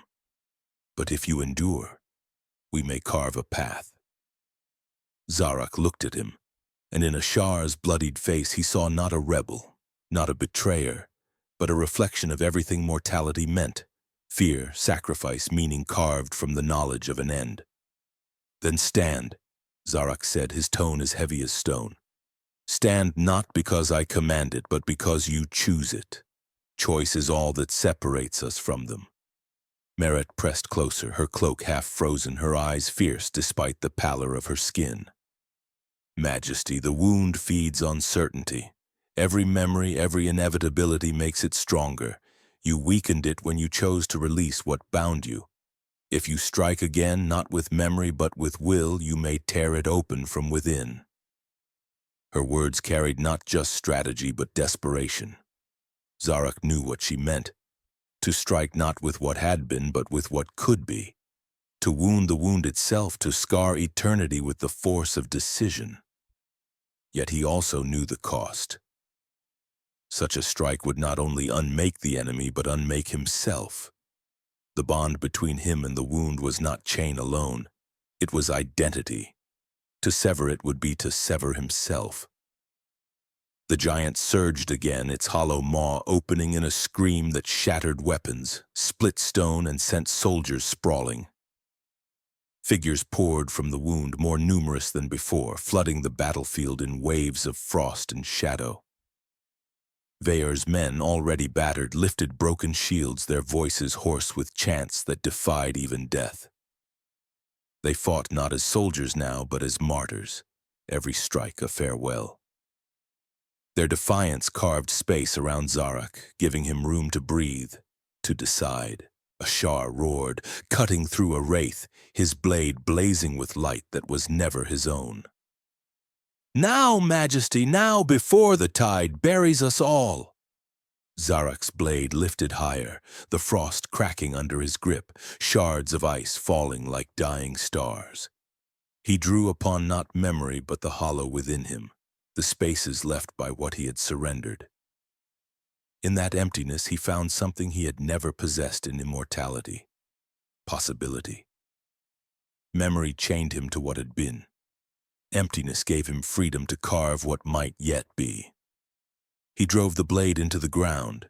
The earth split, light bursting outward in waves that collided with the frost, shattering it like brittle glass. The wound in the sky convulsed, its edges tearing jagged, its colossal form trembling as if struck by an idea it could not comprehend. The battlefield flooded with radiance, not of memory but of defiance, choice itself given form. The frost creatures shrieked, dissolving in cascades of light, their bodies unraveling into the nothingness that had birthed them. Soldiers fell to their knees, shielding their eyes as the sky quaked. Ashar staggered but held his blade aloft, roaring as the borrowed centuries within him burned away like fuel, leaving him only himself again, mortal, finite, but unbroken. Merit clutched Zarak's arm, steadying him as the wound above fractured. She whispered, her voice fierce against the storm, "You're breaking it, but it is breaking you as well." He looked down at her, his features pale, cracks of light splitting across his immortal frame. "Then let it. Eternity was never mine to keep. If my end buys them a beginning, then perhaps this curse finally finds meaning."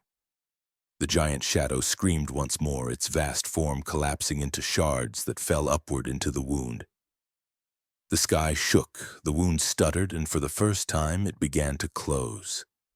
Not gently, not peacefully, but violently, tearing itself apart as if devouring its own hunger. The battlefield went still save for the howling of wind drawn upward into the collapsing sky. Frost receded in patches, corpses thawing to bleed again, stone groaning as cracks sealed with unnatural speed. The silence that followed was immense, not peace but exhaustion, as though the world itself had exhaled for the first time in millennia. Zarak fell to one knee, his blade buried in the ground, his chest heaving. Light leaked from the cracks in his skin, his body no longer flesh alone but half-formed between being and unbeing. Merit knelt beside him, her hand trembling as she touched his shoulder. "Majesty, you've severed yourself." His eyes met hers, and in them burned not despair but clarity. "No, Merit, I've chosen. That is more than eternity ever allowed me." Asher stumbled forward, his face pale, his body broken, but his eyes locked on Zarak. "And what of us? What of the Empire?" Zarak's voice was quiet, but it carried across the valley where soldiers listened, waiting for words to anchor them. "The Empire is not mine anymore. It is yours, all of you. Build it, break it, betray it if you must, but let it be mortal. Let it end, so that it may mean something." The wound above sealed with a final convulsion, leaving only scars across the heavens like cracks in glass. The light faded, and the world fell into a silence so deep it seemed eternal. Yet in that silence, for the first time, eternity did not belong to Zarak. It belonged to those who would live and die beneath scarred skies. He rose slowly, his frame shaking, his body fractured by light. Each step he took left fragments of himself behind, glowing embers fading into the soil. He was dissolving, not in defeat but in release. Soldiers watched in awe and grief as their immortal ruler became at last mortal in the truest sense. Finite, fleeting, meaningful. Zarak turned his face upward one last time, gazing at the scarred sky. If memory was the chain, then let forgetting be the key. and with that, his body shattered into light, scattering across the valley, embedding itself in every soldier who had survived. Each of them would carry a fragment, not of his immortality, but of his choice. The Empire had lost its eternal ruler. But in that loss, it had gained the right to end. The silence that followed Zarak's unmaking was not the end of sound, but the end of certainty. Wind threaded the broken banners and pulled ash into thin veils that drifted like the ghosts of vows. The scar in the sky sealed itself with a last wince of light, and then the heavens lay dull and unreflective, as if they had turned their face from the world. Men stood where they had survived and did not trust their own breath. Some pressed palms to their chests to feel the insistence of a mortal rhythm, as though confirming that time had resumed its old cruelty. Others stared at their hands to see whether any fragment of that dissolving radiance had settled there for keeps. Merritt rose first. The frost had burned lines into her skin where the star map cloak had torn. Each line looked like a new river added to an old chart. She touched the stone where Zarak's blade had split the earth. Heat still pulsed faintly from the crack, as if some argument between cold and will continued far below. When she withdrew her hand, a grain of light clung to her palm and then sank into it as though remembering a home it had once owned. She did not flinch. Understanding is simply pain that has learned its own name. Asher remained kneeling as if the weight of what he had carried and of what had just left him had altered the mathematics of standing. The borrowed centuries within him had guttered out in the final flare. What remained was a man freely short of breath. He looked at the place where Zarak had come apart into meaning and then into embers, and felt the absurd impulse to salute. Not the Emperor. The choice. Veor's guard gathered the wounded prying armor from skin where ice had fused metal to meat. Veor himself lay against a shattered buttress, the last glaze of frost slowly melting from his brow. When Merritt knelt beside him, he smiled in the careful way of men who have learned that smiles cost. "Is it over?" he asked, and the question traveled on a cracked voice like a cup slid across a rough table. "Nothing ends," Merritt said, "but this passes." He nodded, and his eyes wandered to where Ashar struggled to stand and finally did, swaying. "He will not run," Veor said, as if telling her something about the weather. "Running is a language for men who believe there is a later," Merritt replied. "Ashar speaks in now." The mountain, long patient with kings and storms, exhaled a long sigh that shook loose snow from ledges no hand had carved. Below, the inner city showed itself through scabbed smoke, terraces, towers, courtyards where stones remembered the weight of markets and parades both. The council domes, 12 intact, the 13th dark, caught the returning daylight without warmth. Signals teased the air, low and frantic, from garrisons uncertain which oaths still applied. Ashar crossed the broken ground to Merritt and stopped a sword's length away. The two looked like ambassadors from different countries that had occupied the same body at different times. "If there is to be a word," he said, "say it. If there is to be a duty, name it. I am tired of choosing alone." Merritt lifted her palm. "He gave pieces of himself to the living," she said quietly. "Not to make us kings, but to make us answerable. Some of those embers lodged in you and me and those soldiers who did not die when death was taking attendance. They will be claimed by fear, by ambition, by what remains of the council. We have hours, maybe, before interpretation hardens into law." "Law?" Asha repeated, as if tasting a word from childhood and finding it smaller. "What law? When the Emperor has made himself into weather?" "The oldest," Merritt said. "The law of whoever moves first." A messenger, ash-coated and wide-eyed, stumbled from the inner gate, bowed too low and spoke too fast. "Lady Merritt, Lord Commander, orders. The councillors request the chamber. Cities report bread lines forming at the South Ring. The Ninth Fleet awaits at Sybaris with half fuel and quarter trust. And there is this. He held out a capsule the color of old bone, veined with silver that writhed like thought. Merritt took it and the vein work steadied, as if relieved to have found a wrist it recognized. A mnemonic courier, she said, filed to respond upon the sovereign's cessation.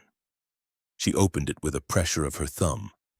A plane of light unrolled between them, not images this time, but an architecture of sound, the same recorded witnesses they had seen before, yet altered. The farmer's voice came first, weathered and exact. If he goes, we vote again. Not for a man this time, for a manor. Others followed. The captain with salt on his tongue, a governor who had learned to say sorry late, a child reciting from a placard with grave pride. Each spoke one sentence. Together they drew a shape. Ashar listened, and with each sentence the privilege of a blade felt thinner. "What manner?" he asked when the last voice dimmed. Merritt turned her palm and the plane of light became a table of choices, simple in grammar, impossible in consequence. Continuance, dissolution, partition, interregnum with a ledgership collective, or burning of the archives. The last option darkened the air as if it had mass. "Burn them," said Veyer hoarsely from the buttress, half plea, half prayer. "All the names and the weights and the debts. Starve whatever is left of that wound. Give the children a sky that does not remember them before they are born." Asher's hand clenched. "Burning the archives breaks us. We become the people of the last hour. No history, no precedent, no justice that can point backward to learn forward." Merritt did not smile. Justice loves history when history favors her. It hates it otherwise. Asher stepped closer to the light table, reading the fine scars of consequence beneath each choice. He could sense the tests embedded there, the oaths that would automatically unwind under dissolution, the contracts that would convert to food if partitioned correctly, the fleets that would drift or defect according to whether the ledgership collective was chosen, and who counted as ledger and who as kept. He read and felt the absence inside himself where the borrowed centuries had been.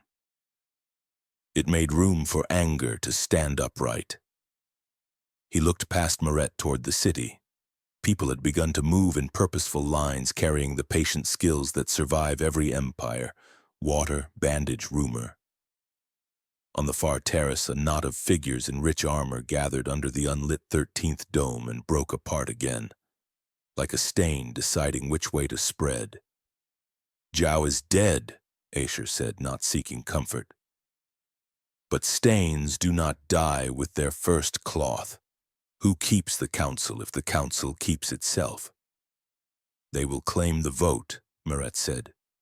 "They will say the manner has always been continuance, and that any proof to the contrary is an error of transcription. They will appoint a steward of memory to tend the embers that fell into the wrong hands." "And I," Asher said, "am a wrong hand." "You are a necessary one," Merritt replied. Veyor coughed, then forced the cough to behave. "Majesty is dead," he said pointedly to Ashar, "but command is not. While they gather their words, gather your bodies, take the eastern wards. Post granaries under guard, not to hoard, to hand. Every loaf given now is an oath later that you do not have to coerce." Asher looked down at the veteran and saw in him the final lesson the dead teach the living. That advice is shorter when paid in blood. He nodded. "I will not be majesty," he said. "Not steward either." "Then what?" Merritt asked. "Answerable," he said simply, and the word made something in the air relent. He turned to the messenger. "Run to the 9th. Tell their admiral the Empire is a bridge we are leaving behind while we carry the wounded across. Fuel will be paid with food, not obedience. If they hesitate, offer them the South Ring's storage keys.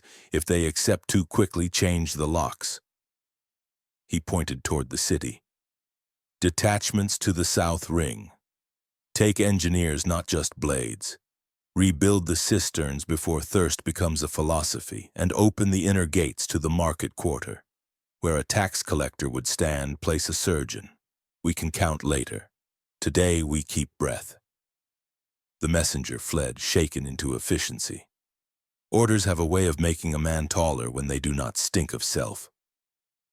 Merritt watched Usher as he set lines into the world that were not mere strategies but temporary laws of behavior. Her mouth tightened with something like approval and something like grief. "You are making meaning out of hours," she said. "That will make you enemies among those who prefer years." "Then let them curse me in the years they hoard," Ashar said. "I will spend hours until they are gone." They moved. Where the battle had left ruptures, they found ropes and resilient hands. Where panic gathered, they placed work between it and its chosen cliff. Where the council sent cloaked envoys to fix ownership to suddenly available nouns, grain, gate, fleet, they intercepted with the impoliteness of immediate need. By dusk, the valley had become a circulatory map, water running again, fires banked into order, wounded nested in rows that looked like the beginnings of a new arithmetic. The scarred sky darkened without omen. The air smelled of iron and bread and a little hope, the smallest unit of currency a city will accept. Toward midnight, under an archway where Ivy had learned to love stone, Merritt found Ashar alone. He had washed his hands, but blood prefers to hide in the grammar of knuckles. He leaned his head against the arch as if asking old architecture for a second opinion. "Your hours are working?" she said. "My hours betray me," he replied almost gently. "Each one that passes reminds me there is a morning, and in morning the men with ledgers wake." Merritt stepped into the half-light so he could see the new rivers Frost had written on her skin.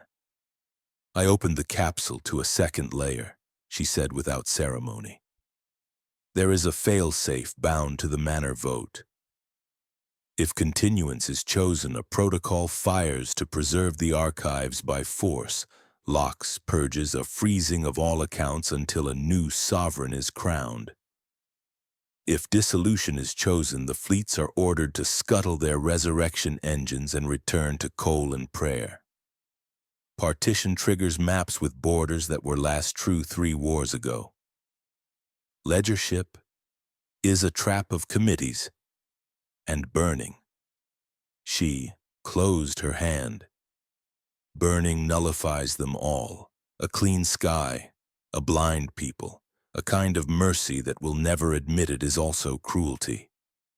Asher listened without interrupting because interruption is how fear disguises itself as leadership.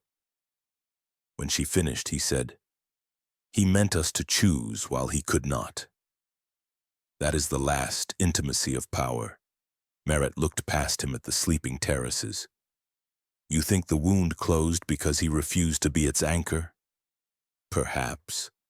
Or perhaps it closed because a vote began." He turned. "A vote?" She opened her hand and the light table returned, though dimmer now, as if wary of waking anyone. "The manor is not for the council alone. Every ember that lodged in the living carries a right. They vote when they use it. With bread, with blade, with what they choose to forget." As if summoned by the idea, a woman emerged from the shadow of the arch, her hands flower white, her sleeves red to the elbow where she had long worked in someone else's kitchen. She did not start to find leaders in her path. The exhausted fear important company less. "My child asks," she said without preface or permission, "if the Emperor is truly gone." Usher considered the true answer, which is never fit for children. "He is gone where choices go," he said. "We are left with theirs." The woman nodded as if this were an answer from the market, weighted and fair. When I broke bread for the wounded, I felt a heat in my palm for a moment. It went away. Is that a vote? Maret studied the woman's hand and saw nothing but work. It is, she said, and I have counted it. After she left, Ashar sank onto the step and let his body insist on gravity. If the living count the living, he said, the council will contest the arithmetic. They will, Maret said, and they will bring paper that proves everything. You want burning, he said, not accusing, not absolving. Maret's face did not soften. Softness belongs to treatments, not diagnoses. I want a sky that does not recruit children into old wars the moment they learn to point. She sat beside him, not touching. But I also want graves that keep their names. I am divided, which means I am still useful. He exhaled. There is also this. Whatever closed may not stay shut. Scars itch, and men with fragments of a broken god in their pockets may learn to pick at them. As if the night wished to be quoted, a bell sounded 3 short notes from the inner city, signal for a fire in the archive quarter. They both rose. From the terrace they saw not flame, but light of a different grammar, pale, pulsing, the color of old bone remembering warmth. It leaked from the windows of a vault whose door had been meant to outlive laughter. Figures clustered there in a pattern that was not confusion. Patterns are how intelligent harm says please. The 13th, Maret said, voice flattening to a blade. Absent from the chamber, present now.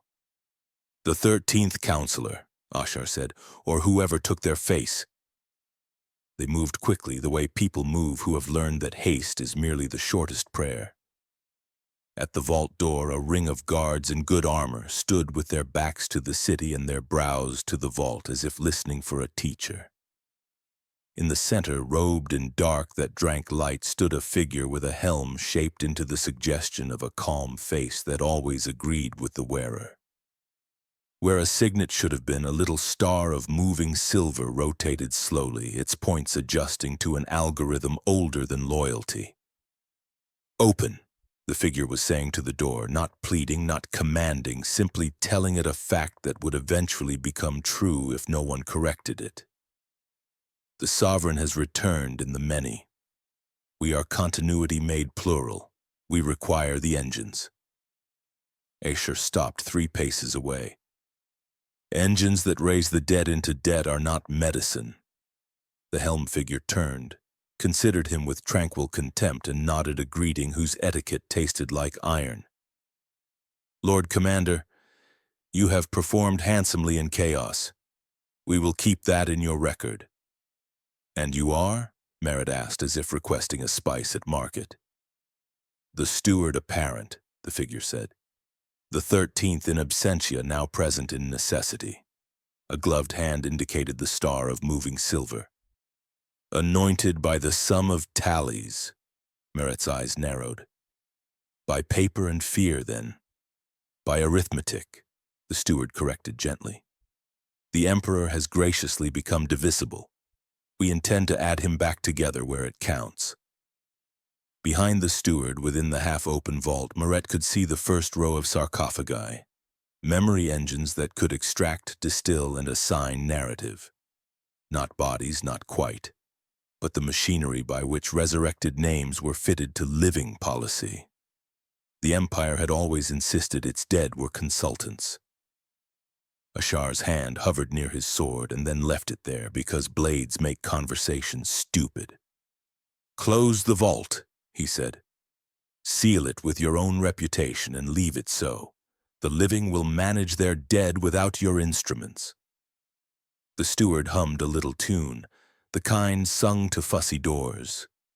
Number we will call the dead to vote. Those fragments you squander under bread and bandage belong to a greater reconciler. We will collect them. We will fashion a sovereign not of flesh, but of consensus. He will never betray because he will be composed of betrayals averaged to justice. Maret stepped forward. Justice has never survived averaging. Ah, said the steward, as if tasting a good argument in need of salt. "But it survives scales." The star at the breast rotated and the vault door shivered as if finding itself suddenly reasonable. The guards around the steward shifted their weight to prepare for nothing in particular. Asher looked at their hands and saw no tremor. This was not panic. This was belief, grown in the dark of administration where sunlight is vulgar. "Ashar," Merritt said softly without looking at him. "If they wake the engines, the vote will become a ritual with an answer built in. Continuance will win because continuance builds the box it measures itself with." He knew she was right. He also knew that to strike now, to spill the steward's blood on the step of the vault, would draw a line he could not step back over without tracking it through every room. He tasted the old iron of inevitable violence and found it less compelling than a loaf given rightly. But he also smelled the faint bone-colored light from inside the vault and recognized hunger disguised as duty. "Steward," he said, "we are holding the city on bread and stitches. If you open that door, you will trade stitches for wires and bread for votes. Men will starve politely." "Starvation," the steward said, "is an absence. We attend to presence." He raised his hand. The star brightened. The door yielded a breadth of palm. Merritt's fingers brushed Asher's sleeve, the touch of rain that proposes a storm without insisting. "Choose something that hurts you and helps them," she whispered, not as memory of Zarek's counsel, but as her own. He took one step, then another, and stood within the circle of guards the way a word stands within a sentence it was not invited to join. He did not draw his sword. He drew breath. "By the manner entrusted to the living," he said in the voice that had survived him in men's ears all day, "I declare interregnum, not continuance, not burning, a ledgership of hands, bakers, surgeons, engineers who for one cycle will count only what keeps breath. The archives remain sealed until hunger is shy again." The steward's helm tilted in amusement too polite to be mere insult. "You declare? On what arithmetic?" Ashar opened his palm. A small ember there flickered, one of the last that had settled on him when Zarek had come apart. Its light was weak, stubborn, indecently alive. "On this," he said. "On the votes of bread given, water lifted, wounds closed, gates opened without tax. Count them. You will find the sum larger than your star." The steward's hand paused in the air. For the first time, doubt peered through etiquette. "Sentiment," he said almost tenderly, as if diagnosing a fever. "Sentiment," Merritt agreed, "is just arithmetic that has learned to read faces." The vault door shuddered indecisively. The star at the steward's breast dimmed a fraction. A murmuring from the gathered citizens swelled, soft, then clearer, then unignorable as dawn. No chants, no slogans, names. The living speaking the names of the living they had fed and bandaged that day, counting aloud as if teaching their children. The steward listened with the expression of a man who had just been introduced to an old enemy in a new hat. He lowered his hand as if to adjust a cuff and then raised it again with more precision. "Open," he said to the door, and because the world loves a cliff more than a bridge, the vault relented with a sigh. Cold light spilled out, and from far within came the softened whir of machines that believe in their work. Asher's hand tightened around the ember. Around him the guards set their stances. Merritt drew no blade. She drew breath the way one draws a map by memory. Above them, beyond the vault, the sealed scar of the sky pulsed once, as scars do when fingers worry them out of habit or hope. The door widened another hand's width. Inside, the first of the engines brightened like an eye that forgives nothing.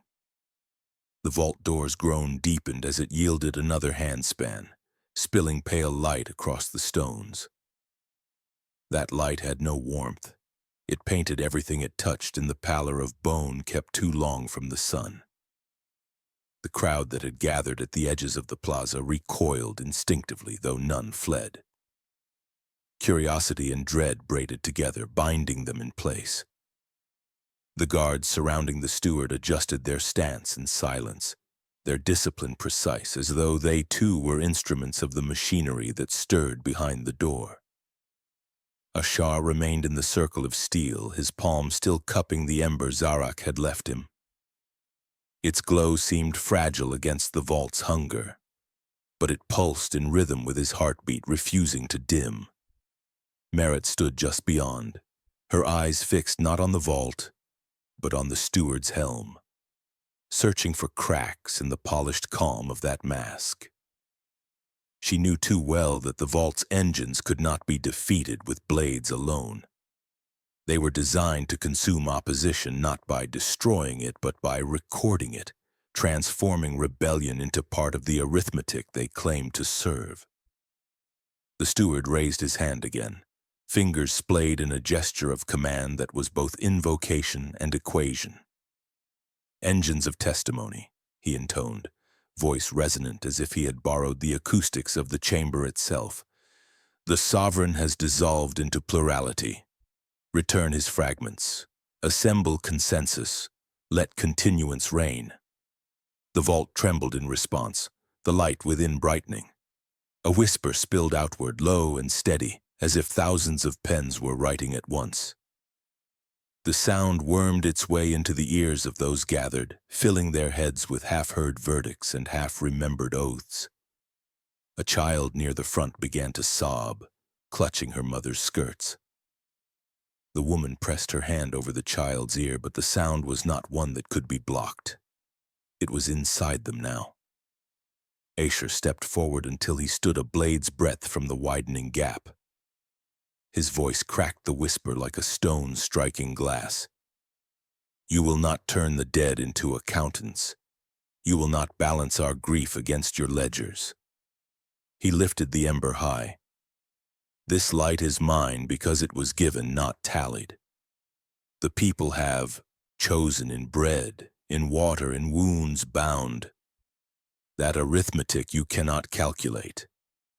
The steward tilted his helm, the silver star at his breast pulsing faster, its points rearranging as if resolving an equation. "You are a soldier, Lord Commander. You mistake sentiment for sovereignty. Bread rots, water spills, wounds reopen, only continuance endures." Asher's hand tightened. He felt the ember burning hotter, as though testing his resolve. "Continuance," he spat, "is just death that has learned to sign its name neatly." The vault's light surged, and from within a figure began to emerge. Not flesh, not ghost. A construct woven of memory and consensus, its form shifting with each breath of the crowd. For one heartbeat it bore Zarak's height. For the next, the curved shoulders of Zhao, then the gaunt face of a farmer, the firm jaw of a forgotten captain.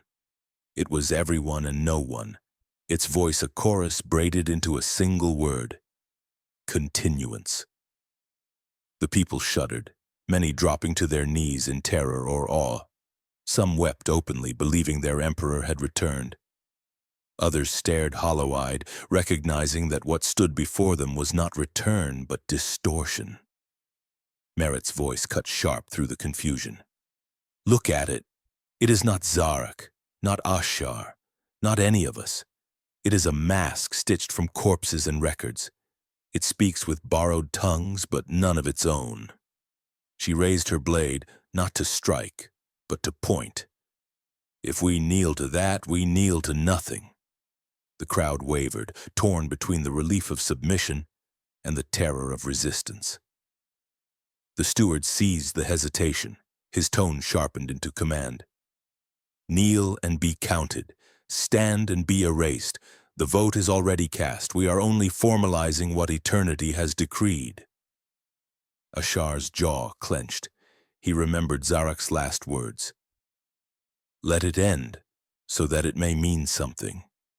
He looked out at the faces of the living, soldiers scarred by frost, mothers clutching children, workers with flour still on their hands from the bread they had given freely. Meaning did not dwell in the engines, it dwelled in them. He raised the ember higher, Its glow swelled as though answering not to him but to their attention. "You say the vote is cast?" he shouted. "Then let it be cast here now. Not by the dead, not by your machines, but by those who breathe." The ember flared, and for a moment it seemed to echo Zarak's presence, though not his voice. Instead, the ember translated into heat, spilling into the chests of those nearby. The crowd gasped as they felt it, a warmth that was not command but invitation. One by one, voices began to rise, not in chant, not in slogan, but in declaration. A man shouted his daughter's name. A baker called the number of loaves he had shared. A wounded soldier lifted his bandaged hand and cried simply, "I still live." Each voice flared the ember brighter, and each flare dimmed the vault's pale light.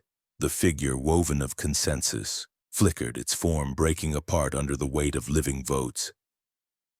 It staggered, its chorus splitting into discord, voices arguing rather than uniting.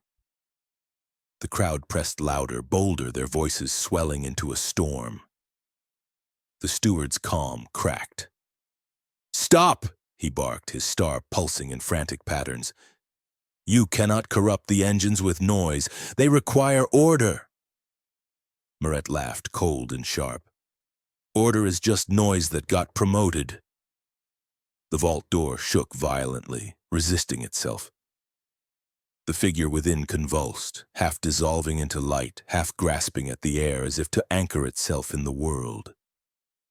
The whisper of pens turned into a screech as the engines buckled under the contradiction of continuity versus choice. Ashar stepped into the widening glow, his ember blazing. "If you would inherit us," he told the collapsing figure, then inherit this. We choose to end. We choose to mean something." With those words, he cast the ember forward. It struck the figure's chest, and for a moment the plaza was consumed in brilliance. The construct screamed, not with voices borrowed, but with silence stolen back. The vault shuddered, then cracked, its great door splitting down the middle as if it had remembered at last that it was only stone and steel. Light poured outward in a flood and then died, leaving the vault dark, lifeless, its engines stilled. The guards surrounding the steward staggered, their composure broken. Some threw down their weapons, others fled into the alleys. The steward himself remained frozen, the silver star at his breast flickering weakly as if its arithmetic had reached a problem it could not solve. Slowly he looked up at Ashar, the helm's calm face now grotesque in its stillness. "You think you have won," he said, his voice thin. "But when you burn the past, you will find the future colder than any frost." Ashar did not answer with words. He turned his back on the steward, facing the crowd instead. "The vote is cast," he declared. "By the living, by bread, by wounds, by choice." The crowd roared, not in unison, but in the discordant living sound of a people who had decided to matter. Maret exhaled slowly, the frost lines on her skin glowing faintly in the dark. She murmured, just loud enough for Ashar to hear, "You have hurt yourself with this, but you have helped them more." Ashar's eyes lifted to the scarred sky. It no longer bled, but it remembered, and so did he. The night after the vault's collapse was uneasy, as if the air itself feared to breathe too loudly lest it wake what had been forced back into silence. The people did not disperse quickly. They lingered in the plaza and along the terraces, whispering, trading glances that were half relief and half dread. Children clutched their parents' hands too tightly as though expecting frost to pour again from the sky at any moment. Even the stars overhead seemed cautious, dimmed by the scar that had not healed but merely closed. Ashar stood where the crowd could see him, not because he wanted to, but because absence would have bred panic. His body trembled from exhaustion, the ember gone from his hand, its warmth now scattered into the people themselves. He leaned heavily against a broken column, aware that the eyes upon him were not those of soldiers following orders, but of citizens measuring whether their future had a name. He had no crown, no throne, no decree. Only the fragile weight of trust which had been given as a gift and could vanish as quickly as breath. Merit moved among the wounded, her cloak stiff with dried blood and frost, her hands steady even as fatigue bent her shoulders. She stitched where she could, spoke where she must, and watched always with the cool precision of someone who expected the next betrayal to walk out of the shadows at any moment. When she returned to Ashar's side, she said nothing for a long while. They shared silence the way conspirators share secrets, wordless, dangerous, necessary. From the edges of the plaza, a ripple of movement disturbed the uneasy calm. Figures approached, remnants of the council, stripped of retinues, their fine robes torn and dirtied, their faces pale with hunger and humiliation. They came not in triumph but in calculation, each step weighed against the shifting mood of the people. At their center walked the steward, helm removed now, revealing a face as ordinary as a forgotten clerk's, made unsettling only by the star of silver still glowing faintly at his breast. His calm had returned, thin and brittle, like glass held together only by habit. Ashar straightened, though every muscle in him cried for rest. "You've come to witness the vote you lost," he said, his voice rasping but unbroken. The steward inclined his head, the gesture careful, rehearsed. "We have come to ensure that chaos does not masquerade as governance. The engines may have failed, but continuance remains our duty." His eyes scanned the crowd, gauging how much of their attention was fear and how much was faith. "Without us, the city will starve within days. Without order, rebellion will turn to madness. The vote you claim is only noise unless we tally it." The people muttered, unease rippling like a tide. Some nodded. Fear is a strong accountant. Others scowled, hands gripping tools or makeshift weapons. The air thickened with the possibility of fracture. Meret's voice cut across it, sharp as a blade drawn in a council chamber. "Your engines are ash. Your ledgers are smoke. The people have already tallied themselves, bread given, water carried, wounds bound. You mistake survival for arithmetic." The steward smiled faintly, though his eyes did not. "Survival is the first arithmetic, Lady Merit, and you will find that survival cannot be maintained by sentiment." Asher stepped forward, though his legs nearly failed him. He addressed not the steward, but the people. "Survival is not a gift they give us. It is what we give each other. Zarek's embers are in us now. His memory is no longer chained to vaults or ledgers. It burns in every choice we make. We have already proven it. You bled for each other when the frost rose. You fed each other when the stores broke. You stood when despair told you to kneel. That is survival. That is the only continuance that matters." The words spread through the crowd, not as fire but as slow heat, steady and convincing. Some nodded, others whispered their agreement. A woman lifted her child onto her hip and said clearly, "We choose the hours, not the years."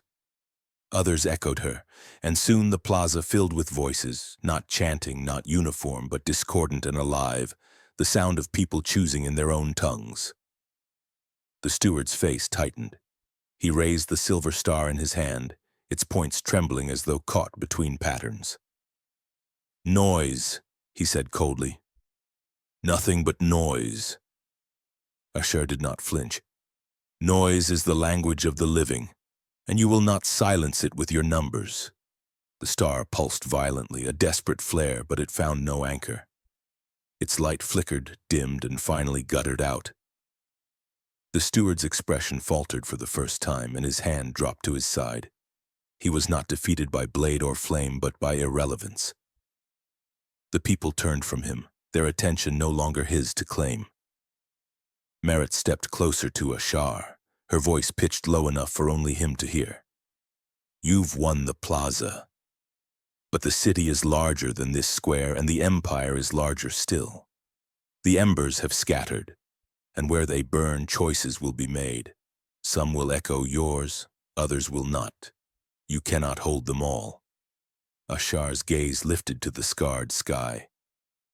I don't need to. That was his burden, and it broke him. I will carry only what is given to me, no more. She studied him, her eyes sharp with the question she did not ask. How long before even that weight crushes you? But she said nothing. Silence can sometimes keep a man alive longer than truth. The crowd began to disperse, voices trailing into the night, carrying fragments of what had been seen and said. Some carried bread to neighbors, others fetched water for the wounded, others simply walked away, already reshaping what had happened into stories that would serve them tomorrow. Meaning does not remain whole. It fractures into tales, each with its own sharp edge. By the time the plaza had emptied, only a few remained. Merit, Ashar, the last of Veyer's guard, and the steward who lingered at the edge like a stain that refuses to fade. He said nothing more, but his eyes promised that continuance was not dead, only delayed. Asher turned to Meret, his voice weary but steady. Tomorrow we will bury the dead. After that we will begin again. Not as empire. As people. Meret nodded once, though in her eyes burned a question darker than doubt. What rises when an empire truly ends? She did not speak it. Some answers only reveal themselves in scars. The night deepened. The scar in the sky did not open again, but it pulsed faintly as if remembering. And beneath it, the first fragile shape of something new began to take root. Not empire, not continuance, but something mortal. Something that might end. And in that ending, finally mean everything. The morning after was not dawn, but a slow graying of the sky, as though the heavens themselves were reluctant to admit light to a world so freshly scarred. Smoke clung to the terraces, thin and stubborn, carrying with it the scent of frost-burnt stone and the bitter tang of blood. Bells tolled from the inner wards, not in rhythm, but in disorder, each tower striking at its own pace, announcing neither triumph nor mourning, but the simple fact that the city still lived. Ashar stood at the plaza's edge, overlooking the valley where fires smoldered among broken banners. His body ached with the weight of battles both fought and unfinished. The ember Zarek had left him was gone, dissolved into the people, yet he felt its absence like the phantom of a wound. The choice it had represented still pressed upon him, a reminder that what he did now would echo not through centuries, but through fragile hours that demanded meaning. Meret joined him, her cloak stiff with soot and her hands bandaged from the night's work. She carried no airs of command, only the clarity of one who had accepted that vigilance must never sleep. "The burials begin today," she said, her voice low but sharp enough to cut through the drone of the bells. "But not all will bury. Some will gather. The counselors are not finished. The steward has already found ears among those who crave the shape of power, even if it is hollow." Ashar did not turn from the valley. Continuance dies hard. It knows how to wear familiar faces, but so do we. Her eyes narrowed slightly. Do we? Zarek wore eternity until it wore him. You will wear mortality, and it may break you faster. I will not be him, Ashar said, though his voice carried less certainty than defiance. From below, a procession of citizens carried their dead upon makeshift litters. Planks, broken doors, torn cloth, stiffened with blood. They sang no hymns, only murmured names, each repeated by those nearby until the air itself seemed to chant a litany of memory. The sound rolled upward, solemn and unshakable, and Ashar felt it in his chest like a second heartbeat. These were not voices of rebellion nor of submission. They were the voices of a people reclaiming their dead as their own, not as ledgers for an empire, nor as engines for continuance, Yet as the procession moved, other voices rose, council envoys who lingered on the edges, speaking of unity, order, and the dangers of leaderless grief. They wore black sashes, symbols hastily crafted to imply authority. Some listened, some turned away, and some shouted at them to leave. Division had not been banished by the wound's sealing. It had only been delayed. Veyer's surviving guard approached, gaunt and hollow-eyed, their armor patched with strips of cloth where frost had eaten through the plates. Their captain bowed stiffly to Ashar. The garrisons ask for command, the people ask for bread, the fleets ask for fuel, and the council asks for you. He hesitated. What do you ask, Lord Commander?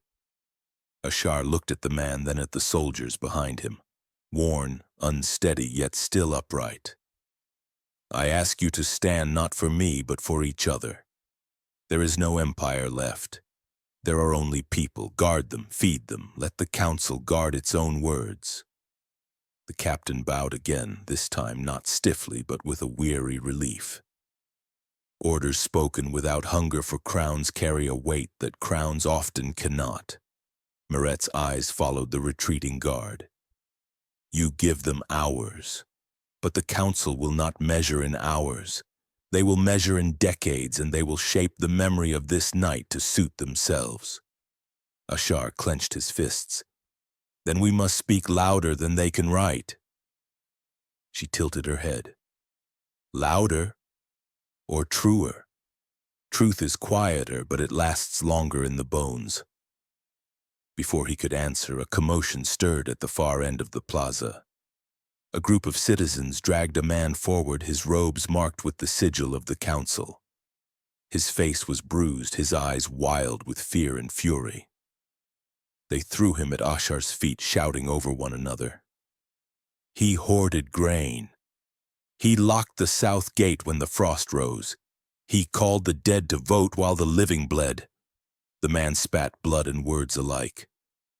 You are no emperor, Ashar. You are a traitor who killed your sovereign and now pretends at mercy. The archives will speak against you, even sealed. Continuance cannot be ended by noise. The crowd surged with anger, some calling for his execution, others demanding exile. The man's defiance, though brittle, fanned the flames of division. Ashar raised his hand, silencing them. His voice carried not as thunder, but as weight. I will not kill him. Blood spilled in rage is just another chain. He will live not as counselor, not as steward, but as man. He will work. He will lift stones, carry water, feed mouths until his back breaks.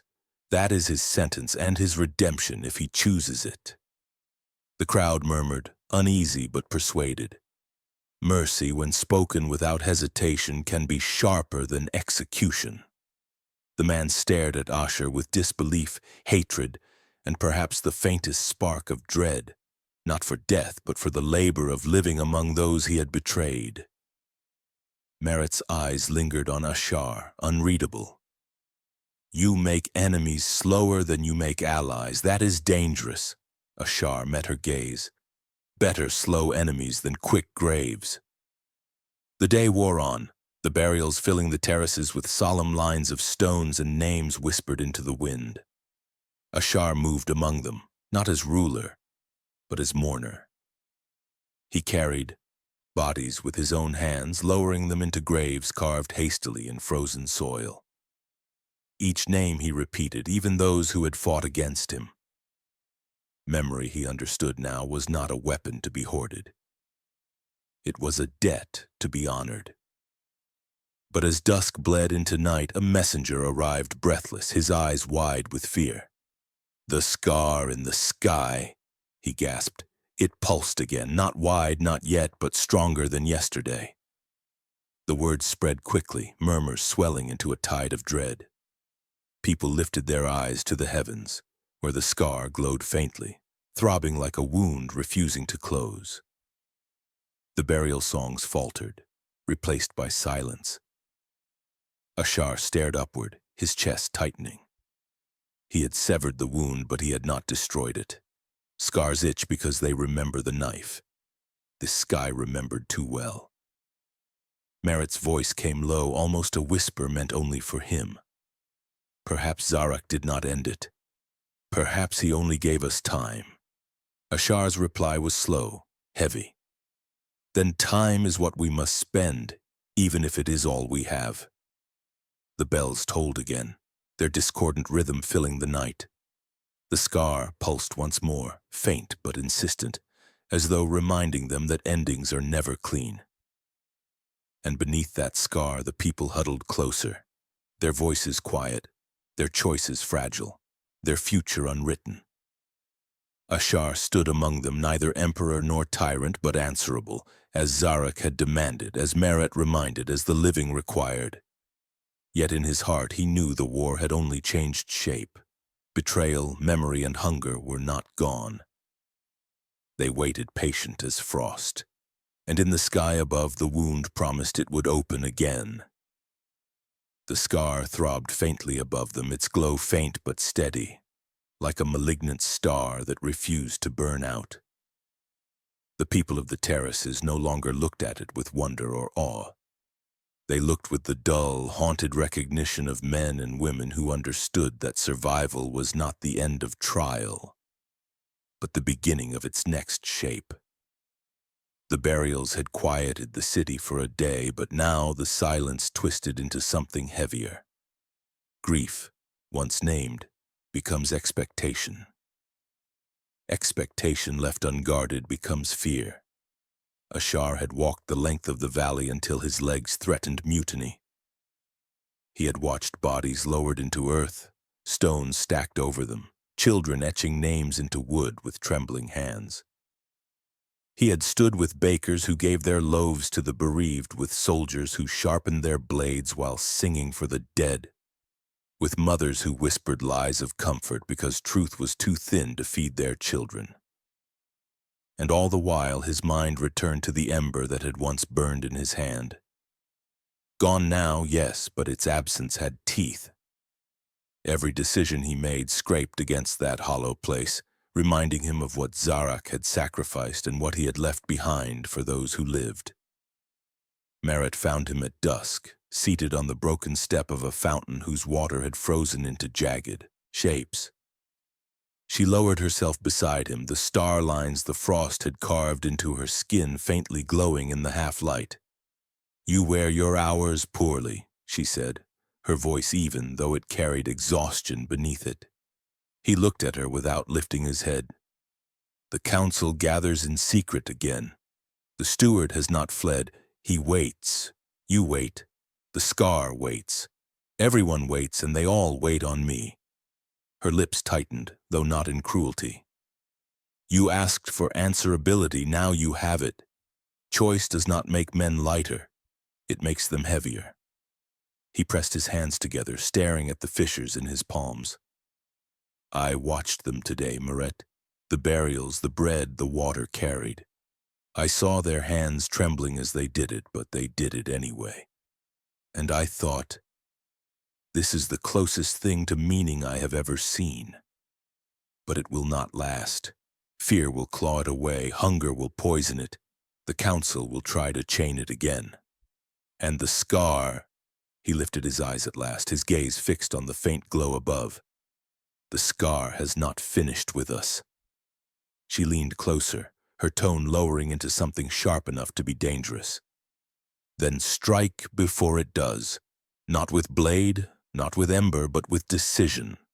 Zarak weakened it by refusing to be its anchor. You weakened it by refusing to let memory bind you. There may yet be a third refusal. The refusal to let fear write what comes next." He was silent for a long moment, then exhaled.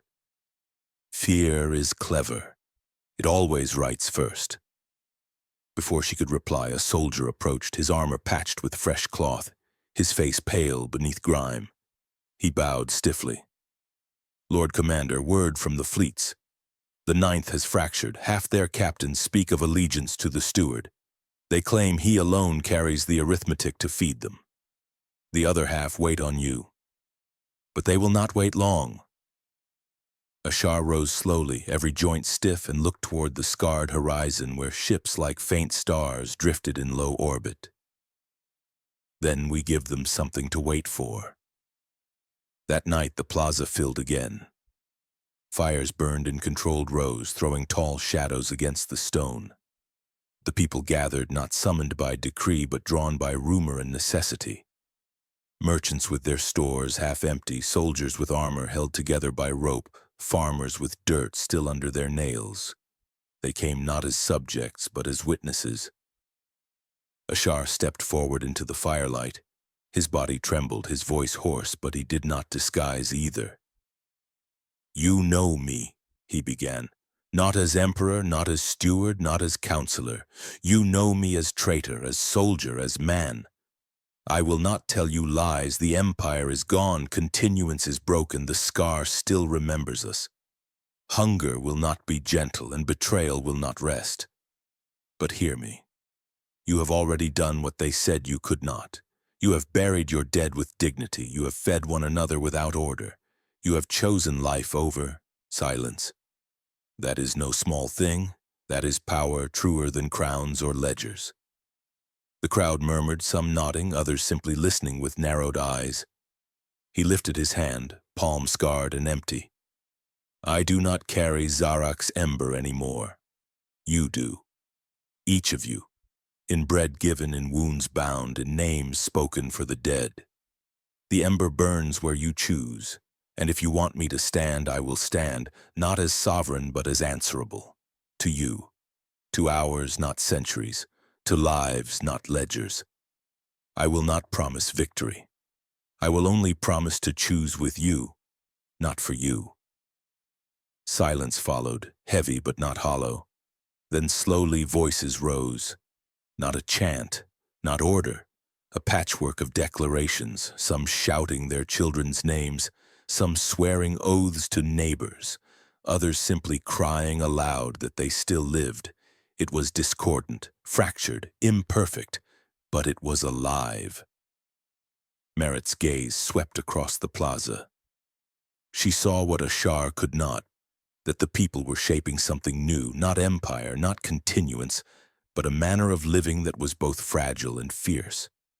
And she also saw the shadows at the edges, figures cloaked in the darkness, watching, waiting, measuring. The council was not finished. The steward would not vanish. Betrayal was already practicing its lines. When the voices faded, Ashar spoke once more, quieter now. "Tomorrow the fleets will be called. They will demand allegiance. They will ask for arithmetic. We will answer them with bread, with breath, with the simple truth that we are not numbers to be tallied. We are mortal, and in mortality there is meaning." The people dispersed slowly, carrying the firelight with them in fragments of hope. When the plaza emptied, Meret turned to him. "You gave them hours again, but tomorrow the steward will give them years. Which will they choose when hunger gnaws at both?" Ashar looked once more at the scar above, its faint glow pulsing like a slow heartbeat. "That depends," he said, his voice steady, "on whether the scar opens first or whether we do." The sky throbbed once more, faint, deliberate, like a reminder that choice was never free of consequence. And beneath it, Ashar and Merritt stood, knowing the night had only lent them time, not victory. The night's last embers died slow and stubborn in their braziers, as if the fires themselves had learned from people how to resist the urge to go out. The scar above pulsed once, then again, faint, measured like a patient tapping its finger on a bed rail. And the city counted each pulse without speaking of the count. Counting makes fear tidy. Tidy fear breeds plans. Ashar slept not at all. He walked the hours until they frayed, keeping to the edges where soot turned footprints into signatures. Men nodded to him and did not salute. Women looked through him the way one looks through glass to check the weather. Children tracked him with the bold seriousness of those who have not yet decided whether a man is part of a story or part of a day. When dawn finally bargained its way back into the world, it arrived as a pallid coin slipped into a debtor's palm. Maret found him on the east parapet where Frost had written old alphabets along the stone. Her bandages were new. Her fatigue was not.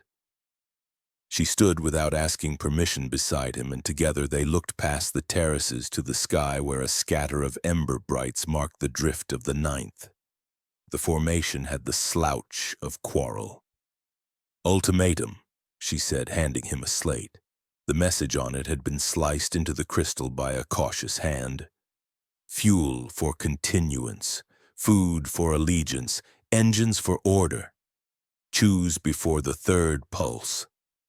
Ashar read it twice, not because the words were complicated, but because simple words are the more treacherous. "If we accept," he said, "the 9th crowns the ledger.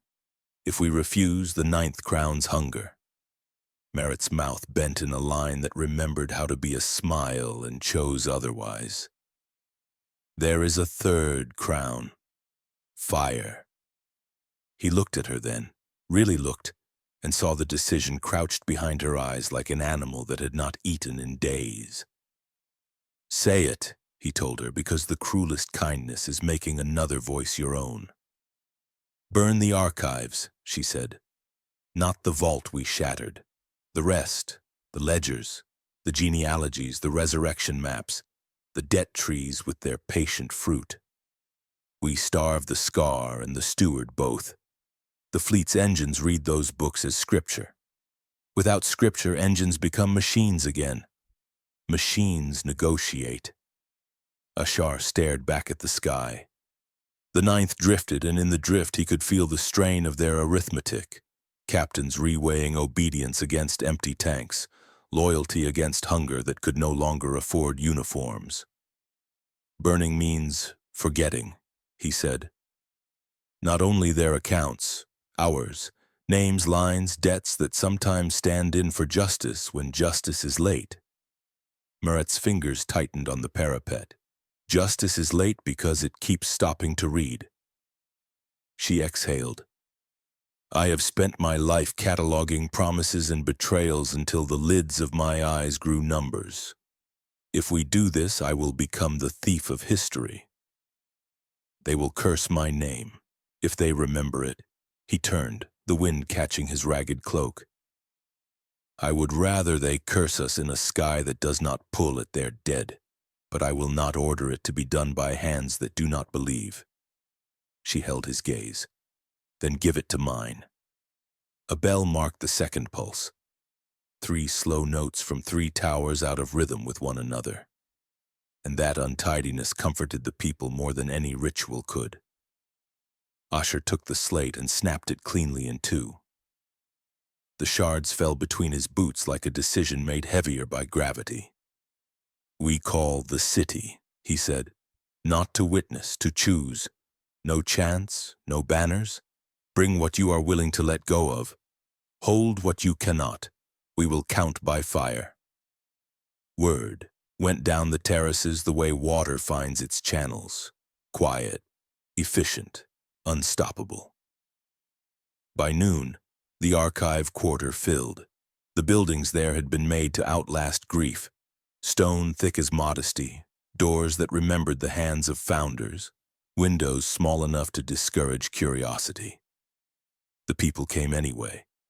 Some carried ledgers bound in skins that had learned the shape of thumbs. Some brought medals that tasted bitter even when polished. Some brought tapestries threaded with bloodlines that pretended to be stories. A boy carried a single shoe. A baker carried a tally stick. She had scored the cuts herself during a siege and would miss it as one misses a scar. The steward arrived with a thin escort and a face carefully dressed in patience. He mounted a step and spoke to the crowd with the tone of a man reminding a drunk of his reputation. "Do not mistake grief for policy. Records are our memory. Memory is our law. Without law, you will die like animals, and your children will be born under worse masters than you refused." The silver star at his breast, dull since the vault's darkening, tried to muster a glimmer and failed with dignity. Merit faced him from the opposite step. She did not raise her voice. She made the air lean closer. Our dead are not clauses. Our children are not footnotes. We will be animals before we become your arithmetic again. Ashar did not take a step. He stood in the square's center with the people and felt for once small in a way that steadied him. "This is not a speech," he said, and the admission made the crowd exhale as if relieved of an obligation. "It is an ending. Bring what you would deny the scar. Keep what you would teach a child by mouth, by hand, by work." They came forward in lines that looked like rivers changing their minds. A woman placed a charter of ownership into Merit's outstretched arms, then snatched it back at the last instant and laughed with a little sob. Because fear is a clown that tumbles even at its own funeral. An old man put down a book of victories written by his brother and kissed its spine. A girl offered the shoe and then, thinking better, tied its lace around her wrist. Ashar built the fire himself where the vault's light had once poured.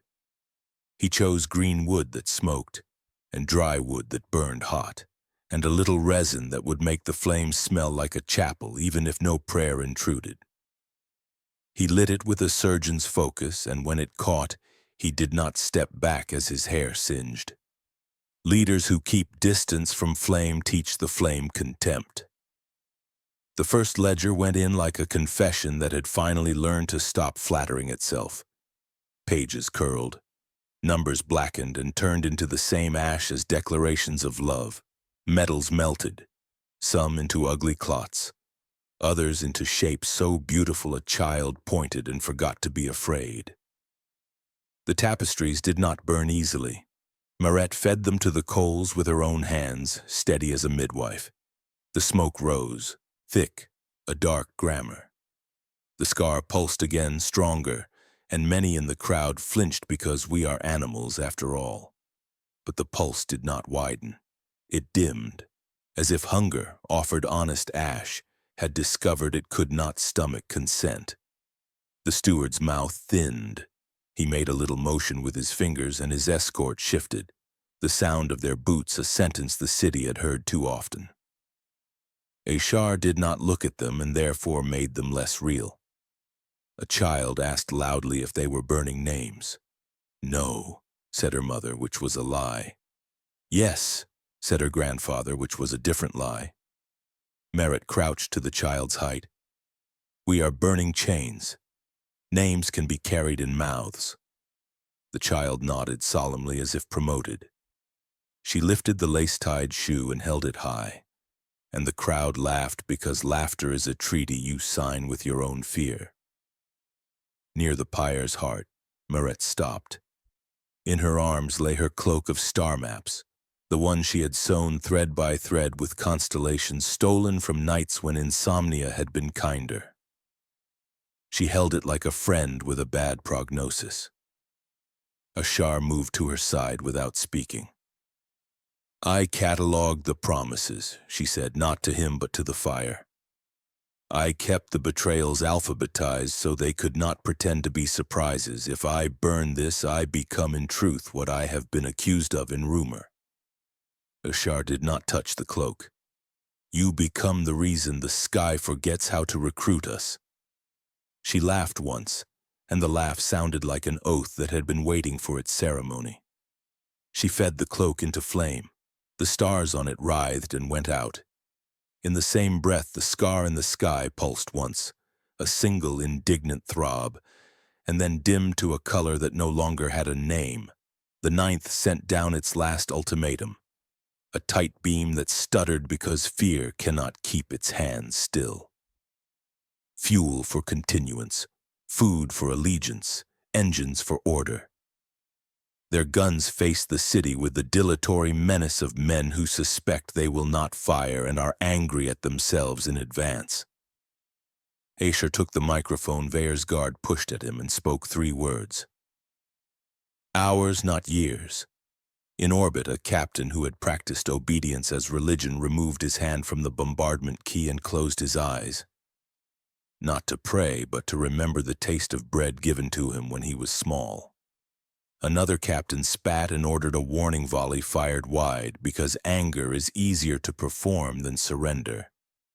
A third turned her ship's nose sunward and kissed the photo in her pocket and said to the vacuum, "We will learn to barter like honest thieves." The ninth did not descend. It drifted, and in drifting made a choice. Machines negotiate. By dusk, the archive quarter was a garden of ash. People walked through it softly, the way one walks through a new cemetery. Children whitewashed their hands and clapped them together, sending little puffs upward that caught the final light and looked, for an instant, like snow that had remembered mercy. The steward remained on his step until staying there became a comedy, then stepped down. He tried once to raise the star at his breast. It lay dull in his palm like a coin from the wrong empire. He bent as if to put it in his pocket and thought better because pockets are honest. He crossed to Ashar. Close his face was merely a face, lined, tired, made for small meals and long paperwork. "You have made yourselves poor," he said quietly, not unkindly. "Poor in proofs, poor in remedies, poor in protections. The next famine will not respect your hours." Asher nodded. "It will not, but it will find fewer engines to recruit it, fewer ledgers to grow it into governance. We will lose to weather or win to weather, not to arithmetic." "Wind is arithmetic," the steward said, mild as a teacher correcting a child about the moon. "Then we will learn to count differently," Asher said. "With hands." Meret joined them. Asher waited because men who hurry the last move lose the board. She looked at the steward with a professional courtesy that would have served in any chamber. "You were better at being necessary than being right," she said. "Come with us to lift stones. Your mathematics will be useful when the carts break." He stared at her as if she had offered him a religious conversion with no hymns. "I am no laborer."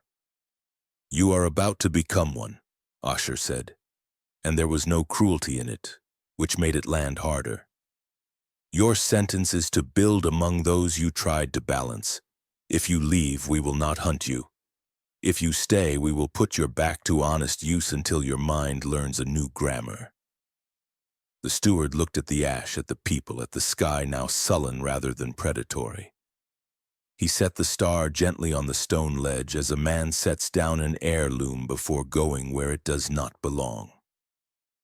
"I will stay," he said, and the admission had the sting of a good medicine. Night lowered itself with care. The scar did not pulse.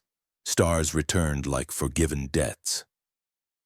In the archive quarter, the last of the flames knelt into coals and people warmed their hands over them for reasons that had nothing to do with memory. The city, maimed, hungry, argument-proud, slept in shifts. The ninth sent a final tight beam. Not an ultimatum this time, not even a demand. A question of exchange rates for bread against fuel. Machines negotiate. Asher and Meret sat on the low wall that had once kept scholars from falling into the ornamental fish pond. The fish had boiled away the first night of frost. Now the pond held a thin crust that would be gone by morning. They said nothing until it cracked, and then they both looked down and smiled at the same time, surprised to find the gesture still available. "How long?" Ashar asked. "Until they miss what we burned." "They already miss it," Meret said. "Tomorrow they will miss it more. In a year they will tell their children that the books would have saved us. In a decade they will write new books to save them from remembering we burned the old ones." She touched the new rivers frost had left on her skin. "Meaning is a migrating bird. It returns to places that fed it," he nodded. "And the scar. It will itch when the weather changes," she said. "Scars do, but we have made it a seam now, not a mouth." He sighed, and the sigh misted. "I envy him," he admitted, and he meant Zarek without naming him. He ended at the height of his choice. I will end under a pile of lists. Lists are the honest form of heroism, Miret said. They arrange the day so it can be survived. You will die as you live today. Answerable. He looked down at his hands as if they were an oracle he could afford. One day, he said, someone will ask who saved the city, and they will not know the name to give. Good, she said. Names are crowns. Let the answer be bread. Let it be ours. They sat until the cold convinced them to honor their bodies. When they rose, the plaza that had burned its memory looked oddly like a place ready for a market. Stalls would stand where ledgers had stood. Water would run where light had poured. Children would trip where the vault had moaned and the crowd had shouted. Grief would return on schedule and leave late and return again until it learned the route by heart. At the gate to the inner ward, Veyer's guard, leaderless but not unled, stood their watch. One of them, young enough to hope without strategy, raised a hand. Lord Commander, she said, her voice trying to decide between salute and greeting and giving up with relief when it chose greeting.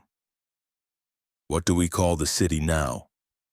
Ashar considered the question the way a man considers taking apart a clock to see what time is made of. He let it pass through him and left it whole. We call it morning, he said. Every day we call it morning until it believes us. Merritt laughed softly, and for a heartbeat the sound braided itself with the first sparrows.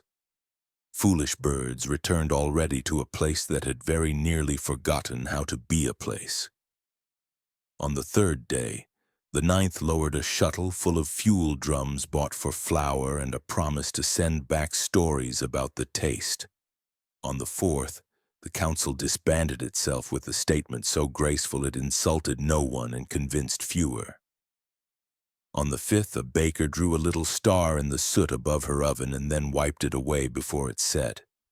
All over the city, hands learned new arithmetics, loaves per patient, bricks per beam, wounds per hour per surgeon, until the hour lay down and let itself be measured without flinching.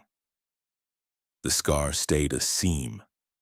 The seam stayed a reminder, impatient but house-trained. It kept the sky from becoming merely decorative. It kept the living from telling themselves the story had ended the way stories end when they want to be forgiven. In the ash garden, weeds came first, honoring their contract. Then something else, thin shoots that remembered that soil is a rumor that sometimes keeps its promises. Children played there while their elders argued softly about systems, and when one child fell and blood came, another pressed a palm to the cut and set a name into it. Not to bind the blood to history, but to tell it where home was. Asher worked until his knees discovered how to negotiate with stairs. He accepted being hated efficiently by those who required a villain, and loved immoderately by those who require a steward. He learned the grammar of no that says not yet, and the grammar of yes that says with you. He woke often with the taste of frost in his mouth and went back to sleep anyway. He forgot some of the dead and forgave himself without haste. Merritt became what she had chosen, thief of history and its staunchest debtor. She kept 3 books, a list of births, a list of bread given without price, and a list titled Reasons to Stop, in which she recorded temptations to continuance and set beside each a counter-temper, a joke overheard, a hand held through fever, the sound of a market bargaining itself into laughter. When people asked what became of the archives, she pointed at the children and said, "There." When they asked where the law lived now, she pointed at the queue for water and said, "There." When they asked what saved them, she pointed to the seam in the sky and said, "That did not." Years did come, stubborn things, and with them new councils with new hats and fleets that learned to speak price before oath, and winters that arrived smug and left politely. None of this was empire. All of it insisted on being mortal. Men died at the proper times and improper ones, and their names were said aloud until the saying grew weak and sat down. And that was called grief and accepted without arithmetic. Once, when an old captain from the 9th returned in a chair that rolled on its own because his legs had learned another vocation, he said to a child, "There was a king." The child asked, "What is a king?" The captain considered and said, "An anchor." The child frowned at the seam in the sky and said with great authority, "Anchors are for boats," and went away to find one to prove it.